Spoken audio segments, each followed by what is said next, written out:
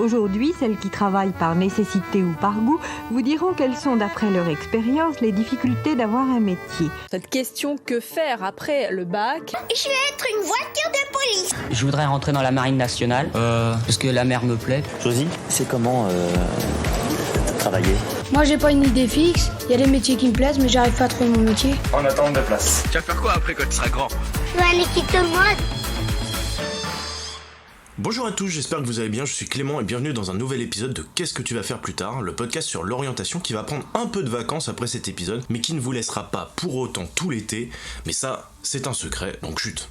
Pour ce dernier épisode avant les vacances, je suis comme à l'accoutumée très bien accompagné, puisque je suis avec la meilleure vendeuse H&M de la région d'Île-de-France, mais encore plus formidable, elle est multitâche, puisqu'en plus de refuser les gens avec plus de 5 articles en cabine, elle réalise une licence en droit à Assas, afin de coller un procès à toutes les enseignes de fast fashion, non pas pour les conditions de travail de leurs employés, mais pour passer de 5 à 8 articles en cabine. Une révolution pour la race et la condition humaine. Son but, habiter aux Maldives, mais pour l'instant elle enregistre un podcast dans une piole de 7 mètres carrés, une toute autre ambiance, mais avec des températures dans la pièce similaire aux plus belles îles. J'ai nommé Marion Jacquepouet. Bonjour. Ça va ? Bien, et toi? Ça va. T'es prête du coup ? Ouais. Alors vous l'avez compris, dans cette émission on va vous parler de la licence la plus demandée sur Parcoursup, la licence de droit avec plus de 280 000 demandes sur Parcoursup en 2021. Largement en tête devant la psychologie, donc lourde tâche, et on va comme d'habitude essayer d'être le plus complet possible. On va parler jusqu'à la 3e année pour le moment, puisque toi, t'es en fin de 3e année, et après j'inviterai quelqu'un qui pourra venir parler du master et même du passage du barreau. Mais avant de commencer, je voulais vous remercier de suivre l'émission, quelle que soit votre plateforme de podcast, plateforme où vous pouvez noter 5 étoiles si vous aimez l'émission. Pour rappel, vous pouvez suivre également toute l'actualité de Qu'est-ce que tu vas faire plus tard sur Twitter et sur Instagram pour ne rien rater. Aujourd'hui, c'est la dernière émission classique, entre guillemets, avant la reprise le 7 septembre, mais ne vous inquiétez pas, pour ceux à qui le podcast va le plus manquer, je ne vais pas vous laisser tout seul cet été, puisque j'ai une petite annonce à vous faire, mais ça je vous le ferai en fin d'épisode. Effectivement, on gère le watch time ici. Bref, alors j'ai fait ta petite présentation, rapidement, mais évidemment les gens veulent en savoir un peu plus sur toi, et quoi de mieux que monter dans un ascenseur pour apprendre à se connaître. Oui, un ascenseur, endroit dans le top 3 des plus gênants pour avoir une conversation, il est l'heure de la présentation élevée. C'est quoi cette petite pièce? Est-ce que t'es tout perturbé? Est-ce que t'es tout nerveux? C'est une heure de ça. Qui êtes-vous et comment êtes-vous arrivé jusqu'à moi? Je m'appelle Élévation 2000. Eh ben vous êtes claustrophobe? Non, c'est l'altitude.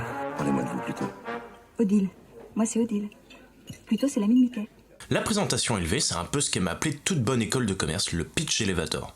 C'est un concept où le temps d'une montée théorique d'ascenseur, tu dois présenter et convaincre sur ton projet un être supérieur. Évidemment que tu bégayes, t'as chaud, bref, tout est reconditionné comme si t'étais dans un ascenseur normal, mais ici dans la présentation élevée, je vais te poser des questions sur toi, ou pas, pendant 1 minute, et tu devras y répondre le plus rapidement possible. C'est ok pour toi ? Mais c'est ok. Alors c'est parti, je prends ma voix de majordome et je t'ouvre la porte du monte-charge. Bienvenue madame dans votre ascenseur de présentation, je suis Bernabé et c'est moi qui vous pose les questions. Prêt ? Prête. C'est parti. Nom de famille. Acpoui. Prénom. Marie-Ange. Matière préférée au collège et au lycée. Histoire-géographie. Âge. 20 ans. 9 x 6. 9 x 6. Ah ça panique. Attends. Ton artiste du moment. Wow. A découlé Gold. La couleur de canapé derrière toi. Moutarde. Est-ce que tu as écouté le dernier épisode du podcast ? Non, pas encore. Honteux. Quelqu'un qui t'inspire. Simone de Beauvoir. Ton endroit préféré. Ma chambre. Si t'étais un animal. Un chien. Est-ce que t'as triché pendant tes dernières partielles ? Non. Ton plus grand rêve. Devenir avocate dans un cabinet international. Ton domaine préféré en droit. Droit fiscal. Le métier que tu voulais faire quand t'étais petite. Médecin. Ta princesse Disney préférée. Jasmine. C'est l'histoire d'un tétard, il pensait qu'il y était tôt, mais en fait il était... Tard. Le lait avant ou après les céréales ? Bah bien sûr que le lait il se met avant les céréales. Top. Merci. C'est honteux ce que je viens d'entendre, c'est honteux, mais l'ascenseur vient de s'arrêter. Merci madame d'avoir choisi la compagnie Qu'est-ce que tu vas faire pour votre voyage. Je vous en prie, rentrez dans la pièce.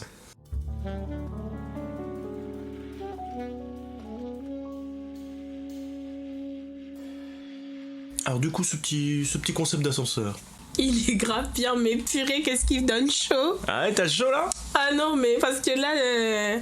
T'as paniqué là sur le 6x9? Bah oui. 56? Bah mais... Oh. Ah ouais. Alors, on est descendu de l'ascenseur, on va pouvoir rentrer dans le vif du sujet, ou plutôt, on rentre au centre de formation. En formation! Tortue! Formation tortue!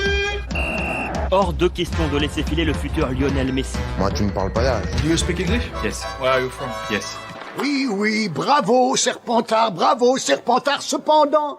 Alors, le centre de formation, c'est tout simple. Comme les grands joueurs, tu as été formé. Et toi, pour le coup, ce n'était pas pour mettre des triplés, mais pour devenir avocate, ou autre d'ailleurs. Et c'est justement ça dont on va parler de ta formation. Mais alors, pour commencer, toi, t'as fait quoi comme bac? Et comment ça s'est passé, tu vois, les études du collège jusqu'au lycée?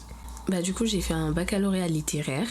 À l'époque, c'était encore système littéraire, scientifique, ES et tout ça. Mais ça se passait plutôt bien. On va dire que j'étais plutôt la bonne élève de la classe. Donc, vu que j'aimais la littérature après le collège, je me suis orientée naturellement vers la L, quoi. Et donc, j'ai fait une première L, une terminale L, qui s'est bien soldée, parce que j'avais de très bonnes moyennes. Ok. Et donc du collège jusqu'au lycée, ça roulait droit Ah non, ça roulait pas du tout. Ah, alors ah non. Qu'est-ce que tu veux dire? Parce que en 6e, j'étais une bonne élève. En 5e, j'ai commencé à vouloir me la jouer... Enfin, la meuf fraîche. Ado rebelle. Voilà, Ouais, ado rebelle, la meuf fraîche, la meuf en place. Mais du coup, les mathématiques m'ont montré que non, en fait, faut bosser à côté. Parce que dans les autres matières, c'était plus facile. Ok. Dans les autres matières, c'était plus facile. J'avais pas besoin de faire beaucoup d'exercices pour pouvoir avoir un résultat. En tout cas, dans mon cas. Alors que les mathématiques, il fallait s'exercer, il fallait aller au bout des choses. Il fallait être rigoureux, ce que je n'étais pas à l'époque. Donc les mathématiques et moi, on a très vite divorcé. Très très vite. Et c'est justement pour ça que je me suis orientée vers la série littéraire. Parce que je me suis dit, de toutes les façons, j'aime bien blablater, j'aime bien réfléchir au sens de la vie. Donc pourquoi pas? Ok. Et c'est toi qui t'es dit, vas-y, je vais en L, ou c'est les profs qui t'ont dit, c'est mieux d'aller en L?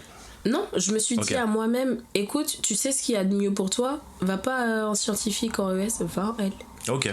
Quand t'as commencé L, t'avais déjà une vision de ce que tu voulais faire après ou pas? Bah oui, parce que je savais très bien que médecin c'était mort, vu que les mathématiques et moi on n'était pas très potes. Ouais. Donc je me suis dit ok, j'aime bien parler, j'aime bien réfléchir, pourquoi pas le droit? Et autour de moi j'avais quand même certaines personnes de ma famille qui avaient déjà fait le droit. Mais j'étais pas très motivée à la base. Mais je me suis dit pourquoi pas. Donc après la passion elle est allée crescendo. Au fil des années j'ai commencé à m'intéresser, commencé à voir un peu de plus près et... Merci les séries. Donc du coup... c'est les séries qui t'ont donné envie de devenir avocate. Un peu quand même. Est-ce que c'est pas cliché de fou ça? C'est vraiment cliché, mais je ne vais pas inventer une histoire alors que l'histoire elle est cliché, mais voilà. Ok. Du coup les séries et tout de voir et je me suis dit après tout bon pourquoi pas. Ok, trop bien. Et donc t'es parti en licence de droit, c'était ton premier choix à ce moment-là. Oui. T'aurais fait quoi si t'avais pas été prise là-dedans? Rien. J'avais demandé que ça. Ah ouais? Mais vraiment. T'as joué tout là-dessus? Tout là-dessus dans toutes les facs. Ok. Mais bon, vraiment. Ok, et t'as eu ton premier choix du coup? Et j'ai été prise dans toutes les facs que j'ai demandé. Ah là là, mais t'es quelqu'un. Mais t'as eu ton bac avec mention? Très bien. Oh mais voilà, mais tout s'explique. Bah écoutez... Alors c'était quoi le but quand il est rentré premièrement? C'était de devenir avocate? Parce qu'on sait que la licence de droit c'était pour... T'as plein de trucs que tu peux faire. Bah ouais. Mais c'était absolument pas de devenir avocate. Au contraire, je fuyais cette profession et je détestais lorsque je disais aux gens oui, je fais du droit. Ah, tu vas devenir avocate? Mais est-ce que tu veux expliquer ce qu'ouvre la licence de droit? Bah en fait, la licence de droit ça ouvre plusieurs portes. Mais en même temps, ce n'est pas suffisant. Je m'explique. Avec la licence en droit, tu ne peux pas faire grand chose, tu peux pas faire grand chose, tu peux juste continuer tes études en fait, ou finir assistante juridique, greffière et encore. Faut des formations, faut passer des concours et tout. Donc faut surtout continuer les études, mais ça t'ouvre plusieurs perspectives parce que tu peux finir dans la politique en faisant du droit. Tu peux être magistrat, tu peux être greffière, huissière, avocate. Il y a plusieurs corps de métier auxquels le droit permet d'accéder. Donc, ouais. Ok. Et donc, quand t'es rentrée, toi, tu voulais faire quoi quand t'es rentrée? Je voulais être magistrate. Ok. Vraiment. Donc maintenant, ton désir, c'est de devenir avocate. Ouais. Qu'est-ce qui t'a fait bifurquer? Déjà, je voulais devenir magistrate parce que je supportais mal le rythme de vie qu'un avocat était censé avoir. Ça collait pas nécessairement à ce que je voulais ni à ce que je prévoyais. Tu veux expliquer c'est quoi le rythme de vie? Oui, parce que c'est une relation très proche avec les clients. Ça dépend de la matière dans laquelle l'avocat exerce, mais la plupart du temps c'est une relation très proche, très confidentielle avec le client, et il faut être à la disposition du client assez souvent. Est-ce que c'est la team le client est roi? Exactement, c'est vraiment ça. Le client est roi, il est même plus. C'est vraiment le souverain de la place. Non mais vraiment, c'est le souverain de la place. Et ils le savent, les clients. Donc en soi, ça dépend de la matière, mais il y en a qui se font quand même un peu trop. Ok. Donc j'étais pas forcément foliche à l'idée, et surtout en pénal. L'idée de défendre des violeurs, des voleurs et tout ça, bon, j'étais un peu... ouais. J'avais encore ma petite face, non, c'est pas bien pour la société. Mais bon, après ça s'est passé. Ça a changé. Ah, ça s'est passé. Visiblement. mais... Et comparé à magistrat, c'est quoi le rythme de vie? Qu'est-ce que... Justement, je ne connaissais pas le rythme de vie d'un magistrat. Est-ce que et quand je l'ai connu, je me suis dit, ah non, finalement, avocat, c'est pas si mal. Ouais. Parce que déjà, il faut savoir que la justice n'a pas de vacances, n'a pas de repos. Donc c'est vrai qu'un magistrat, il peut avoir des vacances et tout, mais c'est un travail colossal et vraiment important qu'un magistrat il a, parce que ça dépend un peu de là où il est, mais il faut suivre le dossier, et il y a plusieurs dossiers qui vous sont donnés. Aujourd'hui on a une crise de la justice qui fait que les magistrats sont obligés de gérer des tonnes de dossiers, et il faut le gérer correctement, parce que derrière c'est la vie des gens que tu as entre tes mains. Donc faut pas le gérer à la va-vite, faut pas déléguer excessivement le travail, faut quand même avoir une vue sur le dossier, un travail sur le dossier, et surtout pour les magistrats d'instruction c'est encore plus compliqué. Ok.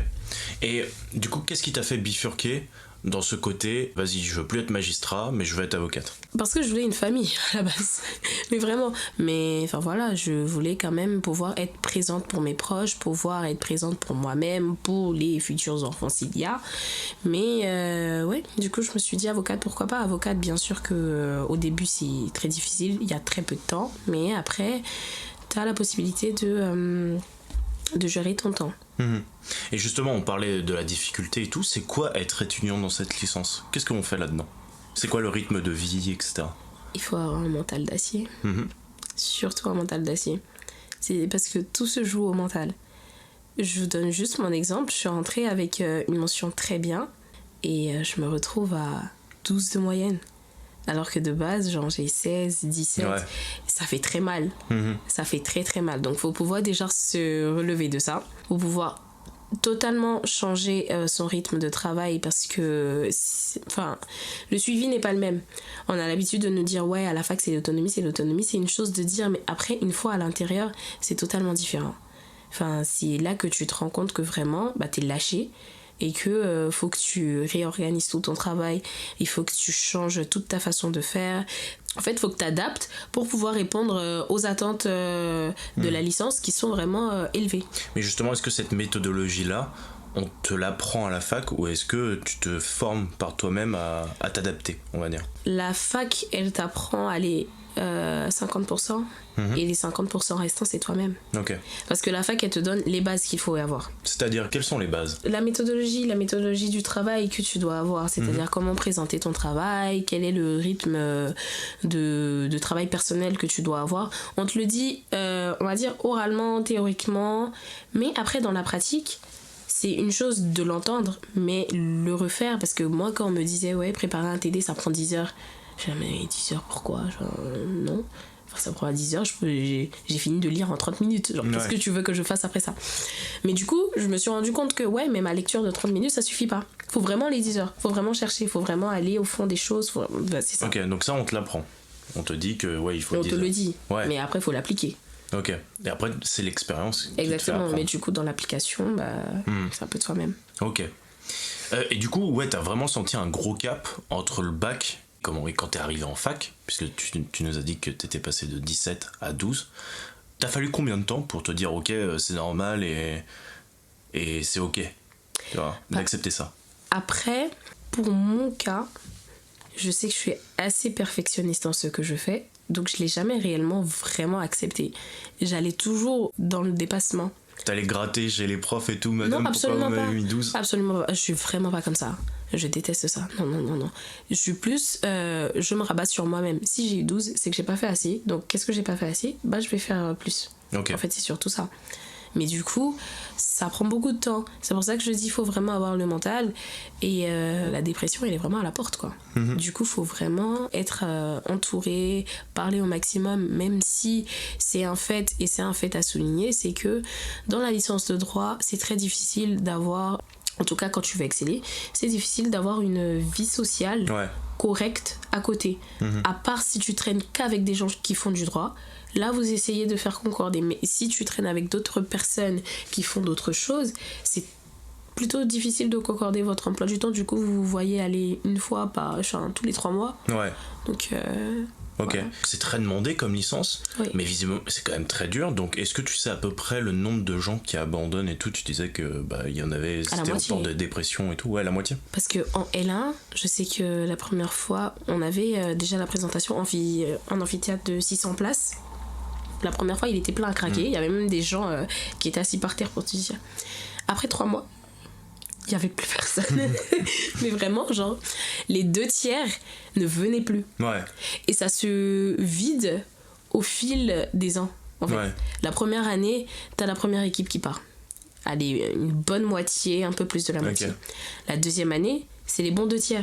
Parce que c'est vraiment la deuxième... En tout cas, pour mon expérience, parce que je sais que j'ai discuté avec d'autres personnes qui m'ont dit que c'était plutôt la 3e année qui était la plus difficile. Mais la 2e année, t'as un bon 2/3 qui finit par lâcher, qui finit par se dire, mais en fait, ça fait 2 ans que je me ronge les ongles, que j'ai pas de vie et que je suis pas heureuse, en fait. Mm-hmm. Bah, je préfère faire autre chose. Ok. Et est-ce que tu penses que c'est le fait que ce soit difficile ou que ce soit en mode usine tellement il y a de monde et genre... tout le monde est tout seul et... C'est un mix des deux. On n'est jamais vraiment tout seul. Parce que moi, dans mon cas, étant une personne qui a vraiment du mal à aller vers les gens, j'ai quand même réussi à me faire des potes. Et encore plus en 3e année. Mais c'est vraiment usine. Parce que, je donne mon exemple, à Assas, c'est la meilleure fac de droit et c'est la fac la plus demandée. Mmh. Donc, en entrant, il y a déjà cette pression-là. T'es forcément fier de toi parce que tu dis ah oui j'ai réussi à y entrer malgré le nombre de personnes qui demandent, mais derrière tu dis ouais, et les professeurs, certains professeurs ne manquent pas de le dire, en tout cas de mon époque, que oui certes, mais on va prendre que les meilleurs. Sachez que d'ici 3 années vous serez peut-être plus là. Du coup c'est une pression qui est constamment là, de se dire il faut que je mérite ma place, il faut que. Ok. Voilà. Et comment s'articulent tes journées? Est-ce que c'est vraiment des journées comme au lycée, tu vois, genre on fait un 8h, 17h et après on taffe? Comment ça se passe là-dessus en termes d'organisation? Ah non, ça dépend des années. Il n'y a pas de 8h, 17h établi. C'est surtout en fonction des cours et des travaux dirigés. Qu'on appelle TD du coup, parce que je me suis rendu compte que depuis je disais TD sans dire ce que c'était. C'est des travaux dirigés. Donc ça dépend. Par exemple, tu peux avoir cours de 8 à 10 heures. Ensuite, tu reprends les cours à 14 heures. Mmh. Voilà. Ok. Mais c'est très varié du coup. Tu peux avoir une demi-journée de libre. Tu peux avoir une demi-journée, tu peux avoir totalement une journée de libre, tu peux en avoir même 2 souvent, ça dépend si le prof il est absent ou pas, mais souvent il y a des journées où c'est vraiment établi que t'as rien à faire. Ok. Et en termes de matière, c'est quoi que vous avez? Est-ce que c'est habituel, genre français, anglais et tout? Mais j'imagine que non. J'imagine que t'as des droits et tout. C'est que du droit. Ok. C'est vraiment que du droit. La seule matière qu'on retrouve entre guillemets et encore, c'est anglais. D'accord. Tu fais de l'anglais juridique, mais c'est vraiment que juridique. On ne parle que de droit. La première année, c'est pour faire les dents, entre guillemets, apprendre les termes et tout. Ensuite, la 2e année, tu rentres un peu plus en profondeur. Et la 3e année, c'est vraiment le système. C'est-à-dire que tu rentres dans le fond de la chose. Ok. Est-ce que tu veux expliquer les différentes matières que vous avez exactement Tu vois, pour que les gens se fassent une idée. Bah, déjà, il y a 2 matières principales du tronc ça ne changera jamais, les fondamentales. Droit civil et droit constitutionnel en première année et en deuxième année droit administratif. Est-ce que tu veux expliquer la différence ? Bien sûr. Le droit civil, c'est ce qui régit les rapports entre les personnes, c'est-à-dire les rapports entre toi et ton voisin. Ça va être le droit civil. Et le droit administratif, on va dire, c'est ce qui va régir les rapports entre toi et l'administration et l'État. Ok. Voilà. Mais du coup, par exemple, quand je pense, des fois j'entends droit en entreprise. Le droit en entreprise, justement, c'est un droit à part. Ok, c'est une matière à part. Exactement, c'est vraiment une matière à part. Ok. Il y a du civil qui peut se mêler. Ça dépend de la matière, mais de l'administratif peut se rajouter de temps à autre. Mais c'est vraiment une matière à part. C'est comme le droit des sociétés, c'est une matière à part. Est-ce que t'en as d'autres, comme ça, dans ton petit panier ? Dans mon petit panier, droit du travail, c'est aussi appelé droit social. Ouais. Droit des relations entre le public et l'administratif. Droit fiscal. Ok. Droit international, le droit européen. Tout ça, tu le vois en première année ? Ah non, en première année, c'est droit civil, droit constitutionnel, parce que du coup, le droit constitutionnel, mon professeur avait l'habitude de dire que le droit constitutionnel, c'est de la boulangerie, et le droit administratif, c'est la pâtisserie. Ok.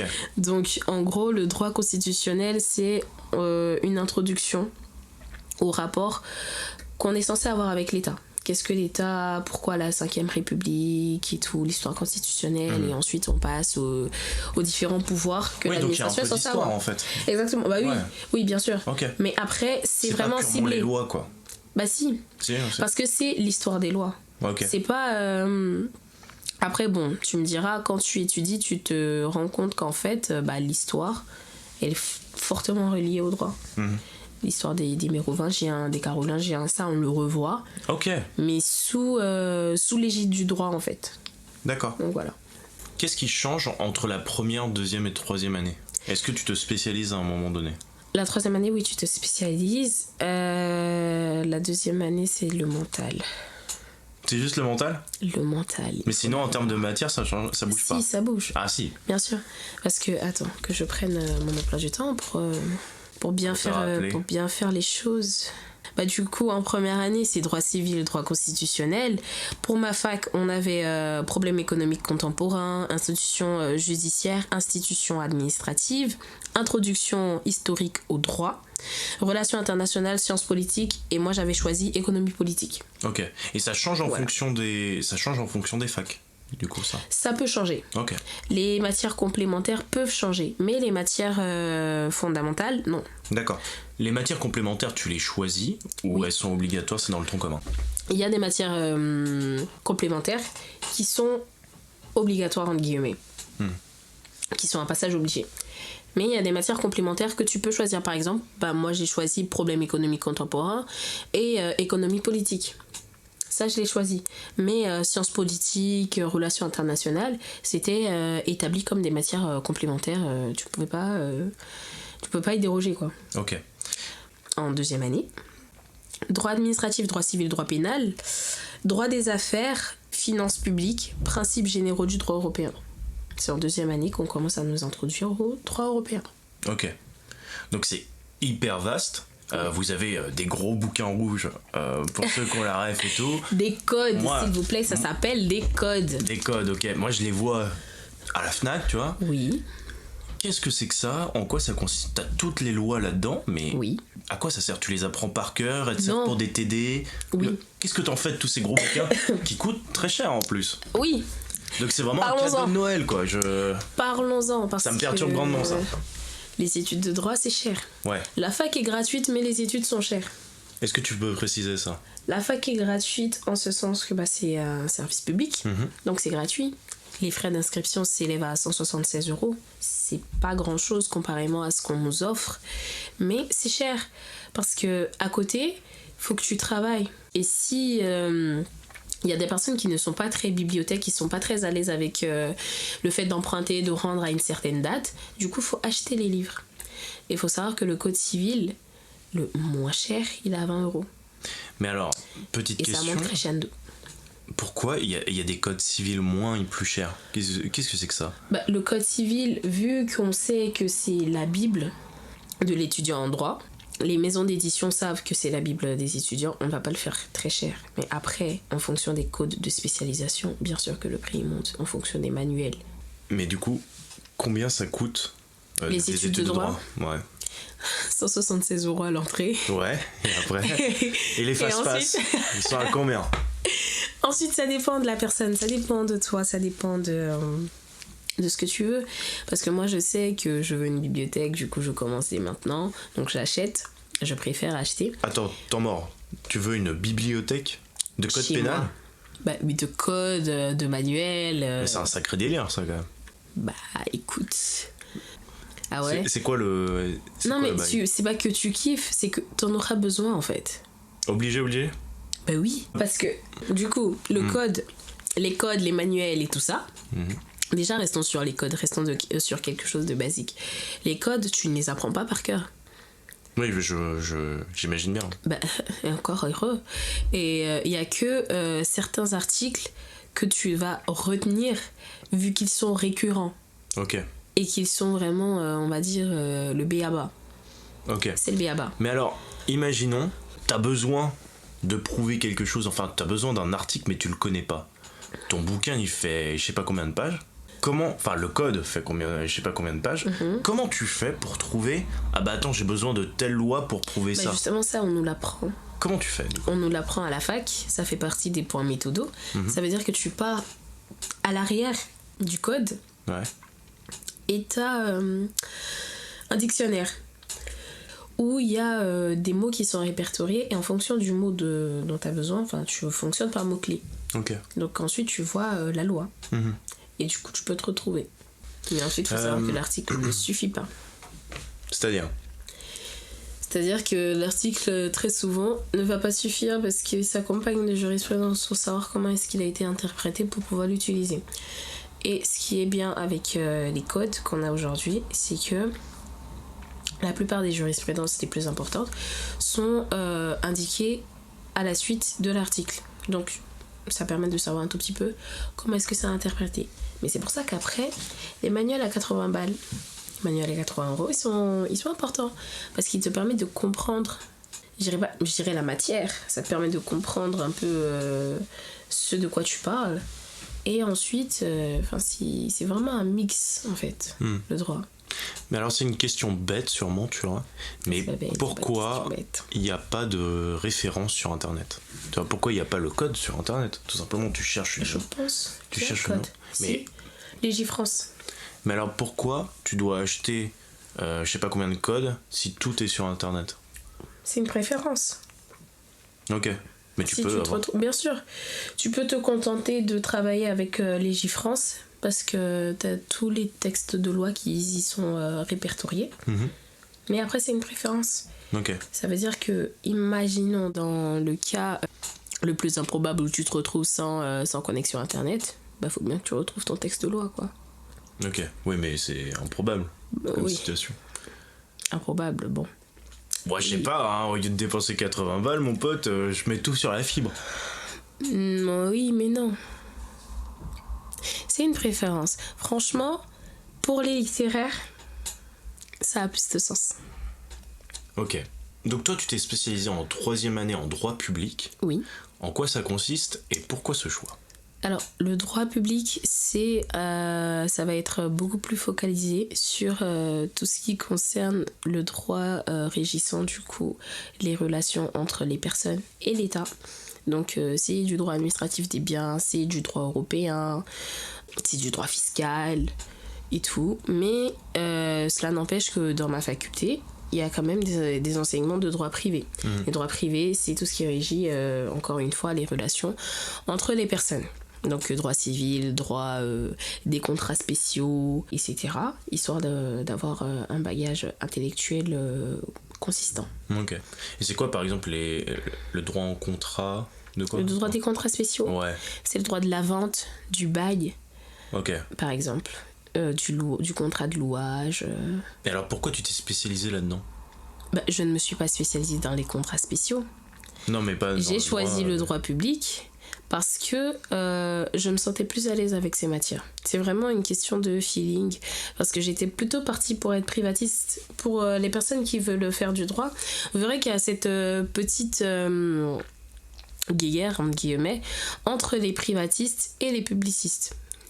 Exactement. Les privatistes sont vus comme ces personnes-là qui vont toucher 10 000 euros par mois en costard, et du coup les publicistes, c'est un peu les Gaulios les Gaulios carrément. Alors, non, mais non. La moitié de ceux qui ont fait du droit en France.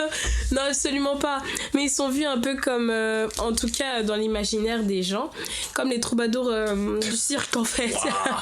Non mais les vraiment, troubadours. Comme les personnes un peu, voilà, un peu simplette, mais en entrant dans le fond de la chose, tu te rends compte qu'en fait, pas du tout. Mais donc toi, t'as choisi d'être troubadour. Exactement. Mais non, non. Mais justement, en fait, les personnes qui sont à l'extérieur alimentent ce truc-là, alimentent cette petite guéguerre sans réellement entrer dans le fond de la chose. Mais pour les personnes qui commencent à étudier, en fait, ils se rendent compte que déjà, cette guéguerre, elle a aucun sens, parce que les matières se croisent, s'entremêlent à chaque fois, on va dire, et qu'en fait, c'est éloigné, mais ça l'est pas autant. Ok. Donc oui, les perspectives de carrière sont éloignées, certes, mais on se rejoint quand même sur certaines matières. Est-ce que tu as des stages à faire durant tes 3 premières années là, en licence ? Les stages ne sont pas obligatoires, bien évidemment, parce que le stage obligatoire, il se fait en Master 2. Ok. Les stages ne sont pas obligatoires, mais personnellement, je vous le recommande vivement. Et je mets le vivement en grand caractère. Pourquoi ? Dès la première année, si vous avez la possibilité d'effectuer un stage, même dans un trou perdu, dans un cabinet, je ne sais où. Est-ce que c'est peut-être mieux, parce que du coup tu feras pas les cafés, peut-être ? Faites-le. Oui et non. Oui et non, parce que dans les grands cabinets, ça ne veut pas dire que tu feras des cafés. Le but du stage, c'est d'apprendre. Parce qu'aujourd'hui, c'est bien de faire la théorie, c'est bien d'être un excellent étudiant, mais ça ne garantit pas d'être un bon juriste. Pour avoir fait un stage, je peux en témoigner. D'accord. Mais alors, ce cliché de genre faire le café, faire les photocopieuses quand t'es étudiant en droit, c'est faux ? Je dirais pas que oui, c'est faux comme ça. Mais pour le stage que j'ai fait, ça n'était pas le cas. Ok. Parce que j'ai vraiment travaillé, j'ai vraiment appris, j'étais vraiment sur les dossiers des clients, on m'a vraiment montré, on m'a vraiment formé. Et de plus en plus, les personnes qui prennent en stage des personnes qui ne sont pas en Master 2, ils s'évertuent à former ces personnes-là. Il y a de moins en moins de cas où on se retrouve à faire le café, à faire la photocopie, à se balader sur Internet en faisant croire qu'on fait des recherches juridiques. Il y a de moins en moins de cas parce que la justice évolue, la justice est de plus en plus demandée, surtout en cette période. Et donc, on a besoin de bras, on a besoin de cerveau, on a besoin de yeux, de bouche pour réfléchir. D'accord. Et donc ça, ces stages-là, s'ils sont pas obligatoires, ça veut dire que si tu en fais, tu loupes des cours ou comment ça se passe ? Ah non, tu les fais pendant les vacances. Ok. Ça se fait pendant les vacances. Parce que faut apprendre. En une semaine, t'as rien appris. Ouais. T'as juste reçu des informations, mais ton cerveau n'a pas eu le temps de processer les informations. Il faut pouvoir être dans la chose, ne serait-ce qu'un mois, pour pouvoir exercer, refaire. C'est la répétition qui fait que ça entre. Et c'est pareil pour les études. Okay. C'est la répétition, la recherche, qui font que ça entre, ça finit par rester, ça finit par être un automatisme. Ok.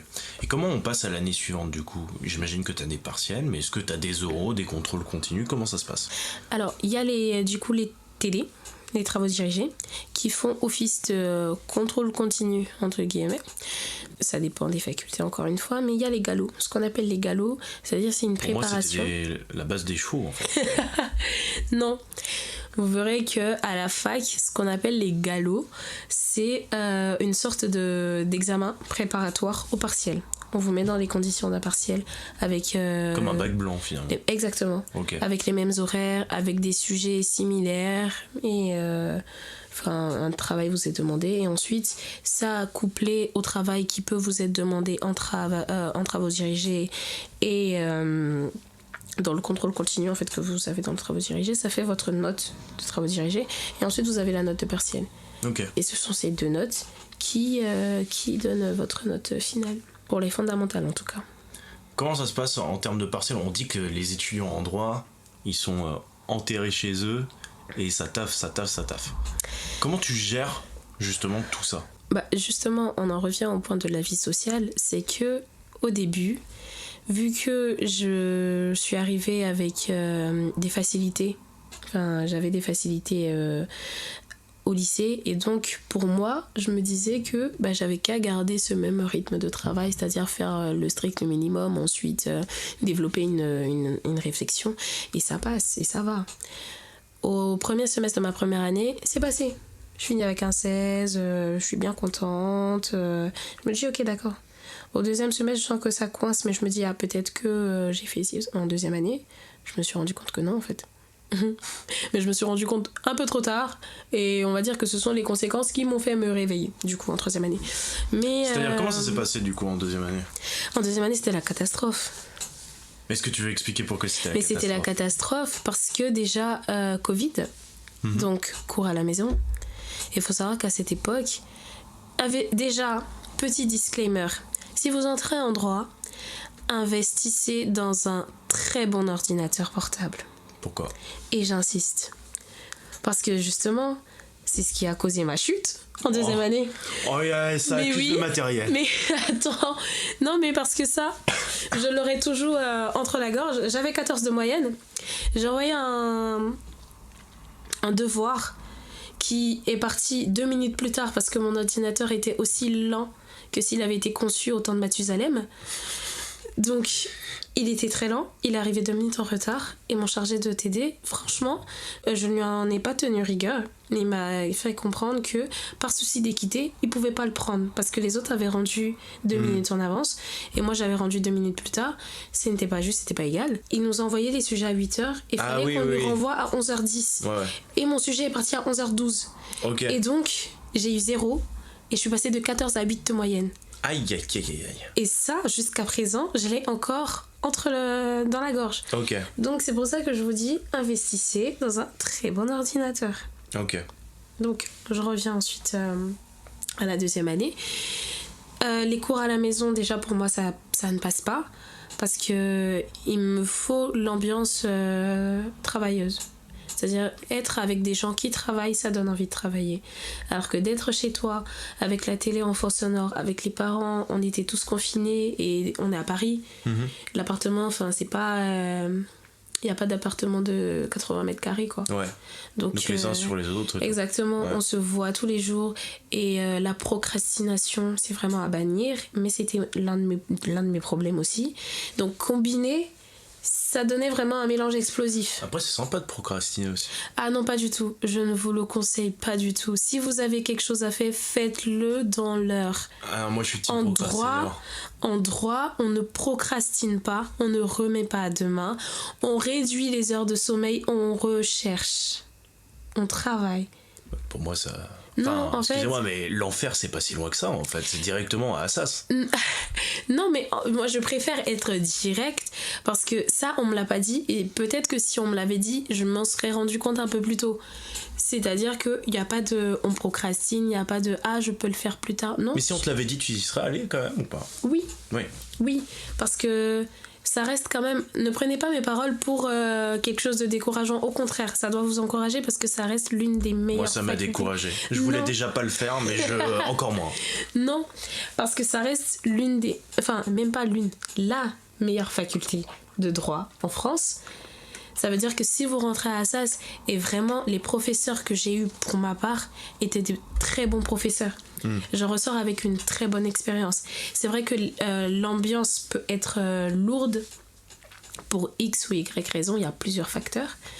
L'ambiance peut être très lourde, la charge de travail est colossale et le rythme est quand même soutenu. Mais à la fin, tu sais pourquoi tu l'as fait et tu es fier de toi de l'avoir fait. Ok. En fait. Et c'est très formateur. Tu peux pas ressortir d'Assas en n'étant pas compétent. C'est impossible. Est-ce que tu as la possibilité de partir à l'étranger pour aller étudier ou pas? Bien sûr, Erasmus. J'ai un pote qui l'a fait. Pour la 3e année, il a fait son premier semestre aux Pays-Bas. Ok. Ça s'est plutôt bien passé pour lui. Donc oui, l'Erasmus est ouvert. Je crois que c'est surtout 2e année et 3e année. Ou même 1re année, mais ça dépend. Franchement, je vous conseille de vous rapprocher de vos services de CIO parce qu'ils s'y connaissent mieux et du coup ils pourront mieux vous orienter, mais oui, c'est possible. D'accord. Toi, t'as pas souhaité le faire ? Non. Pourquoi du coup ? C'est une question d'argent ou une question d'envie D'envie déjà, ouais. Parce que j'avais surtout envie de rester stable, fixe pour réellement apprendre. Parce que on sait très bien, l'année d'Erasmus, quand tu pars à l'extérieur, la plupart du temps le système est un peu plus light. En tout cas pour ceux qui ont fait Assas, le système est un peu plus light. Ok. C'est un peu plus détendu. Du coup, tu fournis pas tellement d'efforts et les résultats suivent derrière. Donc après, quand tu reviens à Assas, ouais, t'as peur la claque, ouais. souvent certains sont pris des claques, mais ça va. La plupart, ils arrivent à faire les chats, à rebondir sur leurs pattes. Mais et aussi, question d'argent. Parce qu'il faut s'assurer une vie là-bas. Tu vois, pas que pour étudier. Bah faut manger, faut vivre, faut trouver l'appartement et tout. Si vous avez les moyens, allez-y, foncez. Parce que c'est très valorisé. Et c'est très bien. Ça vous fait une expérience à l'extérieur. Ça vous permet de découvrir d'autres endroits. Enfin voilà. Mais du coup, t'es pas parti, mais on t'apprend le droit français là-bas ou on t'apprend le droit du pays où tu vas ? On t'apprend le droit du pays où tu vas, je pense. Okay. Je pense bien. Après, ça dépend. Tu peux, si par exemple votre faculté a une collaboration en partenariat avec la fac, vous pouvez faire des matières qui se rejoignent. Donc en soi, ça sera pas très éloigné de ce que tu es censé faire en France, mais ça reste quand même du droit étranger, quoi. Ok. Donc là, t'as fini ta licence. Oui. À ce moment-là, quelles sont les différentes options pour toi, mais aussi pour les autres ? Qu'est-ce qu'on peut te proposer à la fin de cette licence ? J'imagine que tu pars pas travailler directement, ou alors tu peux peut-être, mais qu'en est-il ? En tout cas, c'est pas conseillé de travailler directement après sa licence, parce qu'en même temps, tu ne peux rien faire avec une licence en droit.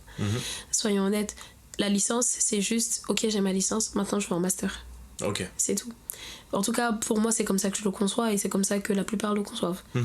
À la fin d'une licence, tu peux être assistant juridique. Après, je vous laisse regarder sur internet, la plupart du temps ils donnent un peu plus d'informations, mais vu que moi je suis vraiment fermée dans l'idée de me dire que je vais faire un master, donc j'ai vraiment pas cherché à savoir qu'est-ce que je peux faire avec ma licence. Je veux un master. Donc c'est tout.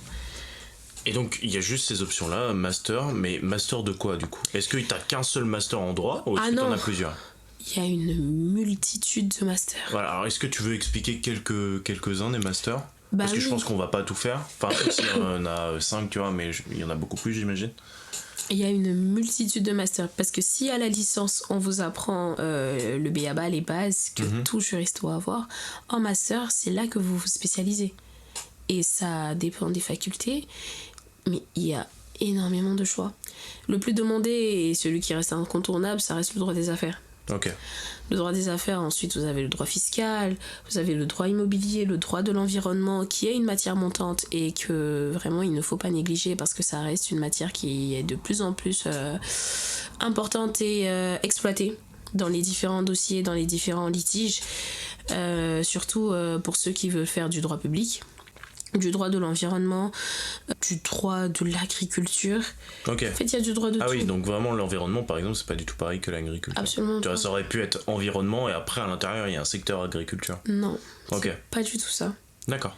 Il y a le droit des NTIC, le droit de la propriété intellectuelle, le droit du côté cybersécurité, droit pénal, l'incontournable aussi, droit pénal, droit de criminologie et tout ça.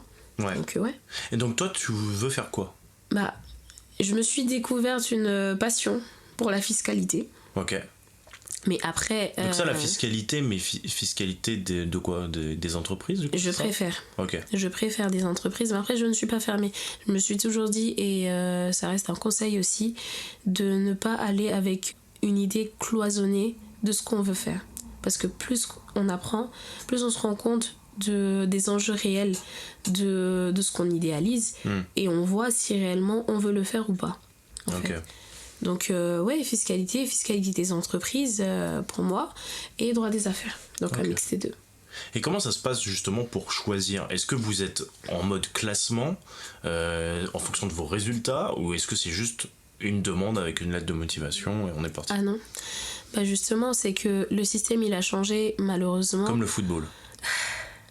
Le système il a changé malheureusement. franchement, ce que vous avez vécu avec Parcoursup, sachez que, en tout cas pour notre cas, vous allez le revivre encore. Ok. C'est-à-dire, est-ce que tu veux expliquer ? Et en pire, parce que Parcoursup encore, il y a cette possibilité de la phase complémentaire, enfin voilà. Mais pour les facs, quand tu finis ta licence, parce que avant il y avait la possibilité d'entrer en Master 1 et ensuite la sélection elle se faisait en Master 2. Mais maintenant la sélection elle se fait en Master 1. Okay. Ça veut dire que par exemple l'année passée, il y a des étudiants qui se sont retrouvés avec une licence mais sans Master. Parce qu'il faut postuler auprès des différentes facultés, il faut postuler, il faut envoyer son dossier. Ensuite, on est accepté, on n'est pas accepté ou on est en liste d'attente. Le gouvernement avait essayé de faire une plateforme appelée Trouve mon master. Ah oui, j'ai vu passer ça. Exactement. Ouais. Trouve mon master pour essayer de faire un Parcoursup du master. Ça n'a pas marché. Oui, bon. Ça n'a pas marché parce que les facultés n'ont pas les mêmes dates. La faculté, ça reste quand même un système assez indépendant comparé au lycée. Okay. Donc, par exemple, pour nous, on n'a pas les mêmes dates que les autres. On n'a pas les mêmes dates d'examen, on n'a pas les mêmes dates de vacances. Déjà, on a moins de vacances que les autres. Donc, ça collait pas très bien. Ils se sont pas très bien entendus. Donc, ça a été remis pour l'année prochaine. Donc, j'espère pour ceux qui sont en licence 2 et qui écoutent, ou pour ceux qui vont se lancer, que ça sera un peu plus facilité. Après, au vu de Parcoursup, je suis pas sûr que ce soit plus facilité, mais... Au vu de cette année, enfin voilà. Après, quand vous postulez en master, on regarde surtout vos notes. Ok. Surtout vos notes, les recommandations, les stages, ça joue. Ok, donc c'est pour ça qu'il faut faire des stages. Exactement, dès la première année, si vous avez la possibilité, même au tribunal de Bobigny, qui est le pire tribunal de l'Île-de-France. Bobigny vient de se prendre une balle dans la tête. Ah non, mais ils sont surchargés. Ils n'avaient rien demandé. Ils le savent, qu'ils sont surchargés et que voilà. C'est les stages, les activités extrascolaires aussi, ça joue énormément. Surtout pour les gens qui, par exemple, veulent faire du droit humanitaire. Si vous êtes bénévole, ça joue. Ok. Donc des activités extrascolaires. Et du coup, tu fais ta demande dans les facultés avec un mail, quelque chose ? T'as une plateforme pour ça ? Il y a une plateforme. Okay. Chaque faculté a sa plateforme, appelée eCandida pour l'instant. Donc eCandida ou eMundus pour Assas. Tu vas sur la plateforme, tu sélectionnes le master que tu veux dans la limite de ce qui est autorisé. Okay. Et ensuite, c'est un CV, une lettre de motivation, tes différents résultats, tes lettres de recommandation si possible, les différents stages que tu as effectués et tout ça. Ok. Dans ce master, qu'est-ce qui va changer comparé à ta licence ? Est-ce qu'il y a des matières qu'on va carrément enlever, qu'on va plus voir ? Comment est-ce que tu sais ça ? Alors, rien ne se perd, tout se transforme. Enfin, il n'y a pas de matière qui disparaît. Les notions restent. La notion elle reste. C'est pour ça qu'on l'apprend en licence. Parce qu'il faut que tu saches pour pouvoir ensuite passer à autre chose. Ça veut dire que en master, vous entrez dans le fond de la chose. Okay. Vous entrez vraiment dans le fond de la chose pour vous spécialiser, pour vraiment être compétent et capable dans la matière que vous avez choisie. En licence, on vous apprend juste à pouvoir vous débrouiller, à pouvoir parler comme un juriste, à pouvoir réfléchir comme un juriste, à pouvoir raisonner comme un juriste. Mais ensuite, vous allez dans le fond de ce que vous avez choisi. Si vous avez choisi du droit des affaires, vous allez aller dans le fond. Tout ce qui est marché financier, tout ce qui est opération de structuration, enfin ça dépend. Si vous avez choisi du droit fiscal, ça va être surtout les procédures fiscales, la fiscalité d'entreprise, le droit fiscal des affaires. Ça marche. Et alors imaginons, tu vois, le master, je fais oiseau de mauvais augure, mais oui, le master il te plaît pas. Ok. Est-ce que tu peux changer pour aller dans un autre master ? Et si d'un seul coup le droit vraiment ça te dégoûte et tout, tu tombes sur vraiment un mauvais stage ou quoi, qu'est-ce que tu ferais ? Alors, si vous êtes en master, que vous finissez votre année de master 1 et que vous vous rendez compte qu'en fait vous avez pris droit des affaires et que vous avez eu une matière complémentaire droit de l'environnement et que finalement vous aimez vraiment le droit de l'environnement, vous avez la possibilité de candidater au droit de l'environnement master 1. Vous reprenez. D'accord. Et ça pose pas trop de problèmes là-dessus ? Oui et non. Non, parce que vous vous présentez comme un candidat normal. Ok. Oui, parce que vous êtes en compétition avec des gens qui sont en licence et qui veulent ce master. Ok. Et tu repasses en master 1 du coup ? Oui, en master 1. Ok. Faut repasser en master 1. Et du coup, donc si d'un seul coup ça te plaît plus, qu'est-ce que tu ferais ? C'est impossible. Jamais ça te dégoûtera ? Non, jamais ça me dégoûtera parce que du coup, c'est là que j'en reviens. La deuxième année, et c'est vraiment l'année où tu sais si t'es fait pour le droit ou pas. Parce que la première année, on te forme à être un étudiant. La deuxième année, on te forme à être un juriste. Et c'est là que tu découvres si réellement, en fait, tu veux faire ça tous les jours de ta vie. Tu veux te lever chaque matin et parler cette langue. Parce que le droit, c'est une langue. Ok. Tu veux te lever chaque matin et parler cette langue. Tu veux te lever chaque matin et réfléchir de la sorte. Avoir cette pression, avoir cette charge de travail. Et tout ce qui en découle. Ok. Mais justement, qu'est-ce qui te donne le plus de plaisir dans ce que tu fais ? C'est d'apprendre. Parce que personnellement, je sais que déjà, j'aime beaucoup apprendre. J'aime comprendre les choses. J'aime ne pas savoir et qu'on m'apprenne. Et ensuite de comprendre et de pouvoir l'exploiter. Et c'est ça. Parce que le droit, c'est une matière sociale. C'est une science sociale qui évolue en fonction de la société. Par exemple, avant, le mariage n'était conçu qu'entre deux personnes de sexe opposé. Aujourd'hui, on a le mariage de deux personnes du même sexe. En fait, ça évolue. Le droit ne va jamais rester figé. Il y a certaines bases, mais en même temps, on se rend compte que il évolue en fonction des besoins de la population, en fonction des besoins de la société, en fonction de la conception que l'on a de ce qui est juste ou pas, de ce qu'on veut ou pas dans notre société. Et c'est ça en fait, et je me dis que je ne pourrai jamais m'ennuyer parce que je contribue à quelque chose de grand, je contribue au développement de mes pairs en fait. Et ça pour moi, ça n'a pas de prix. Je contribue à fournir un travail de qualité, à fournir une société que je voudrais pour ma descendance. Ok. Et ça, pour moi, c'est vraiment inestimable. C'est bien beau ce que tu dis. Bah écoutez, nous sommes des juristes, nous sommes des poètes. Nous sommes quand même un peu bégayé. Hein. Au montage, on va couper, mais il y a eu des bégaiements. Ouais. Je sais pas si ça se passe dans votre fac, mais j'imagine qu'il y a des enseignants qui vont te donner un accès différent sur la même loi. Je sais pas comment te dire, mais ils vont axer leur apprentissage avec une vision qui leur est propre. Comment rester objectif face à ça ? Alors, petit disclaimer encore une fois, n'entrez pas en droit si vous êtes influençable ou si votre personnalité est très fluctuante. Tu penses que il y a des gens qui ne sont pas influençables ? Oui. Moi, je crois que ça n'existe pas. Parce qu'il faut entrer en droit avec un minimum d'idéologie. Il faut un socle, en fait. Parce que ce que tu dis, c'est une réalité. Quand je postulais à ma fac et que je disais oui, enfin, je vais aller à ça sans vraiment savoir ce qu'il y avait, enfin, la réputation qui précédait, j'avais mes professeurs de lycée, parce qu'il faut savoir que j'ai fait mon lycée dans le 93. À Gagny.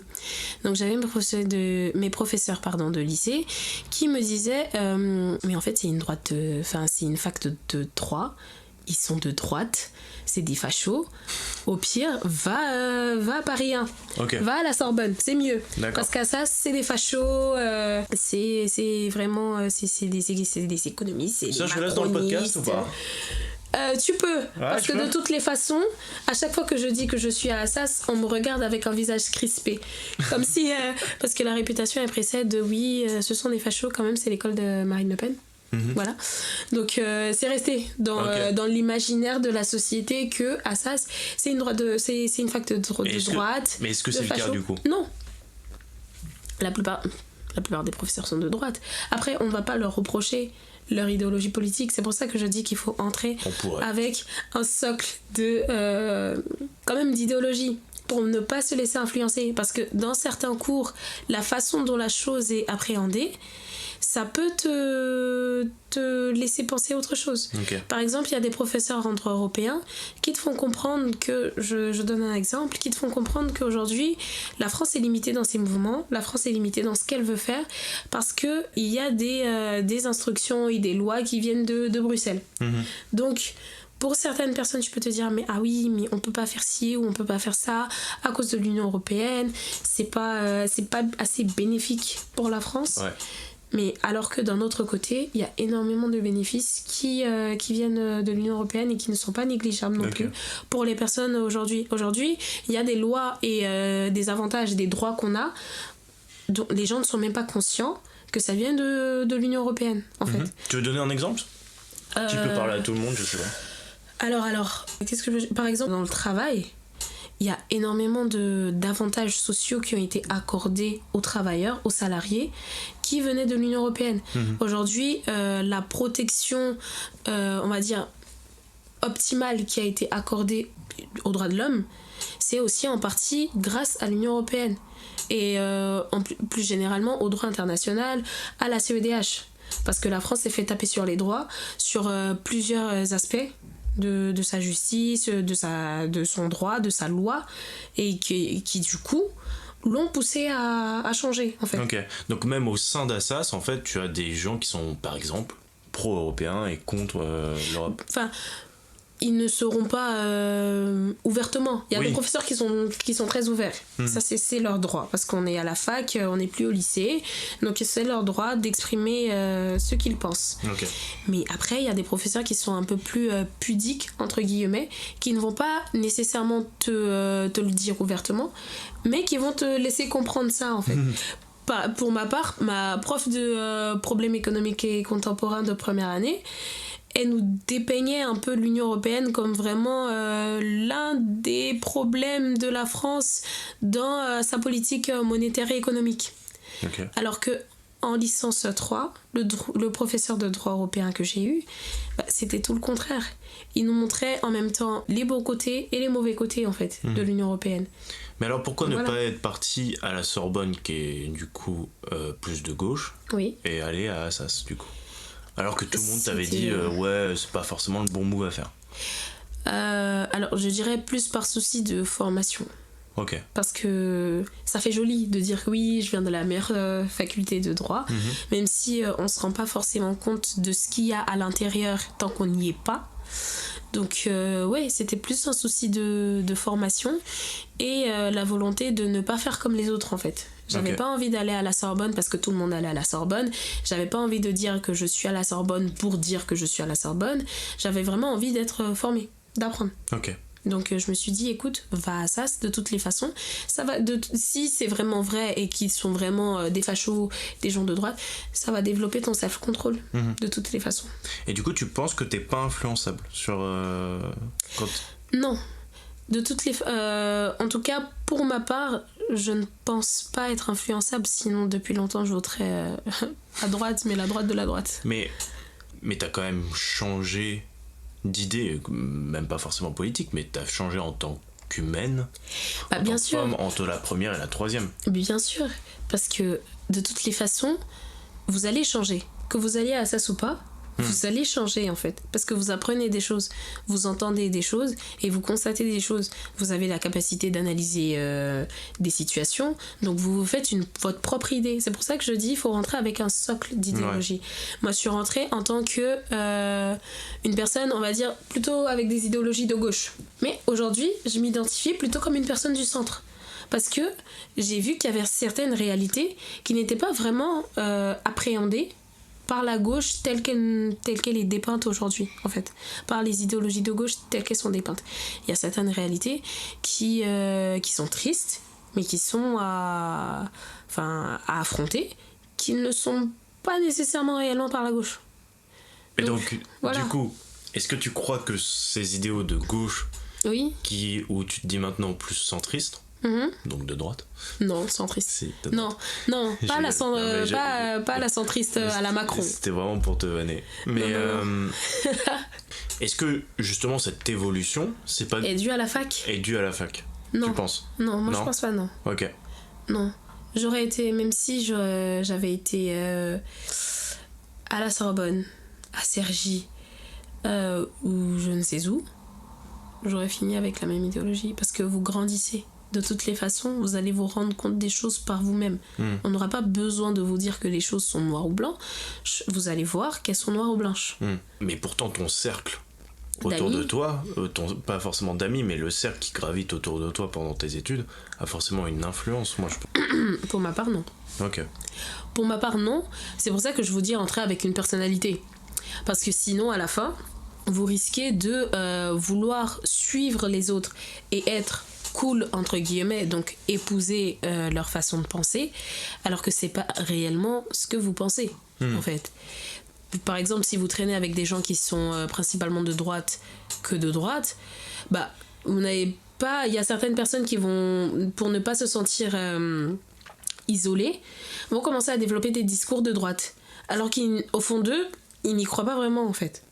Donc, entrer avec une personnalité, il faut savoir qui vous êtes. Bien sûr qu'on ne finit jamais de se découvrir. Et la fac, ça sert aussi à ça. Ça permet de vous découvrir, ça permet de savoir ce que vous pensez. Et d'être dans un cercle de droite, ça me permet de savoir que réellement, je ne suis pas de droite. Et je suis encore moins d'extrême droite.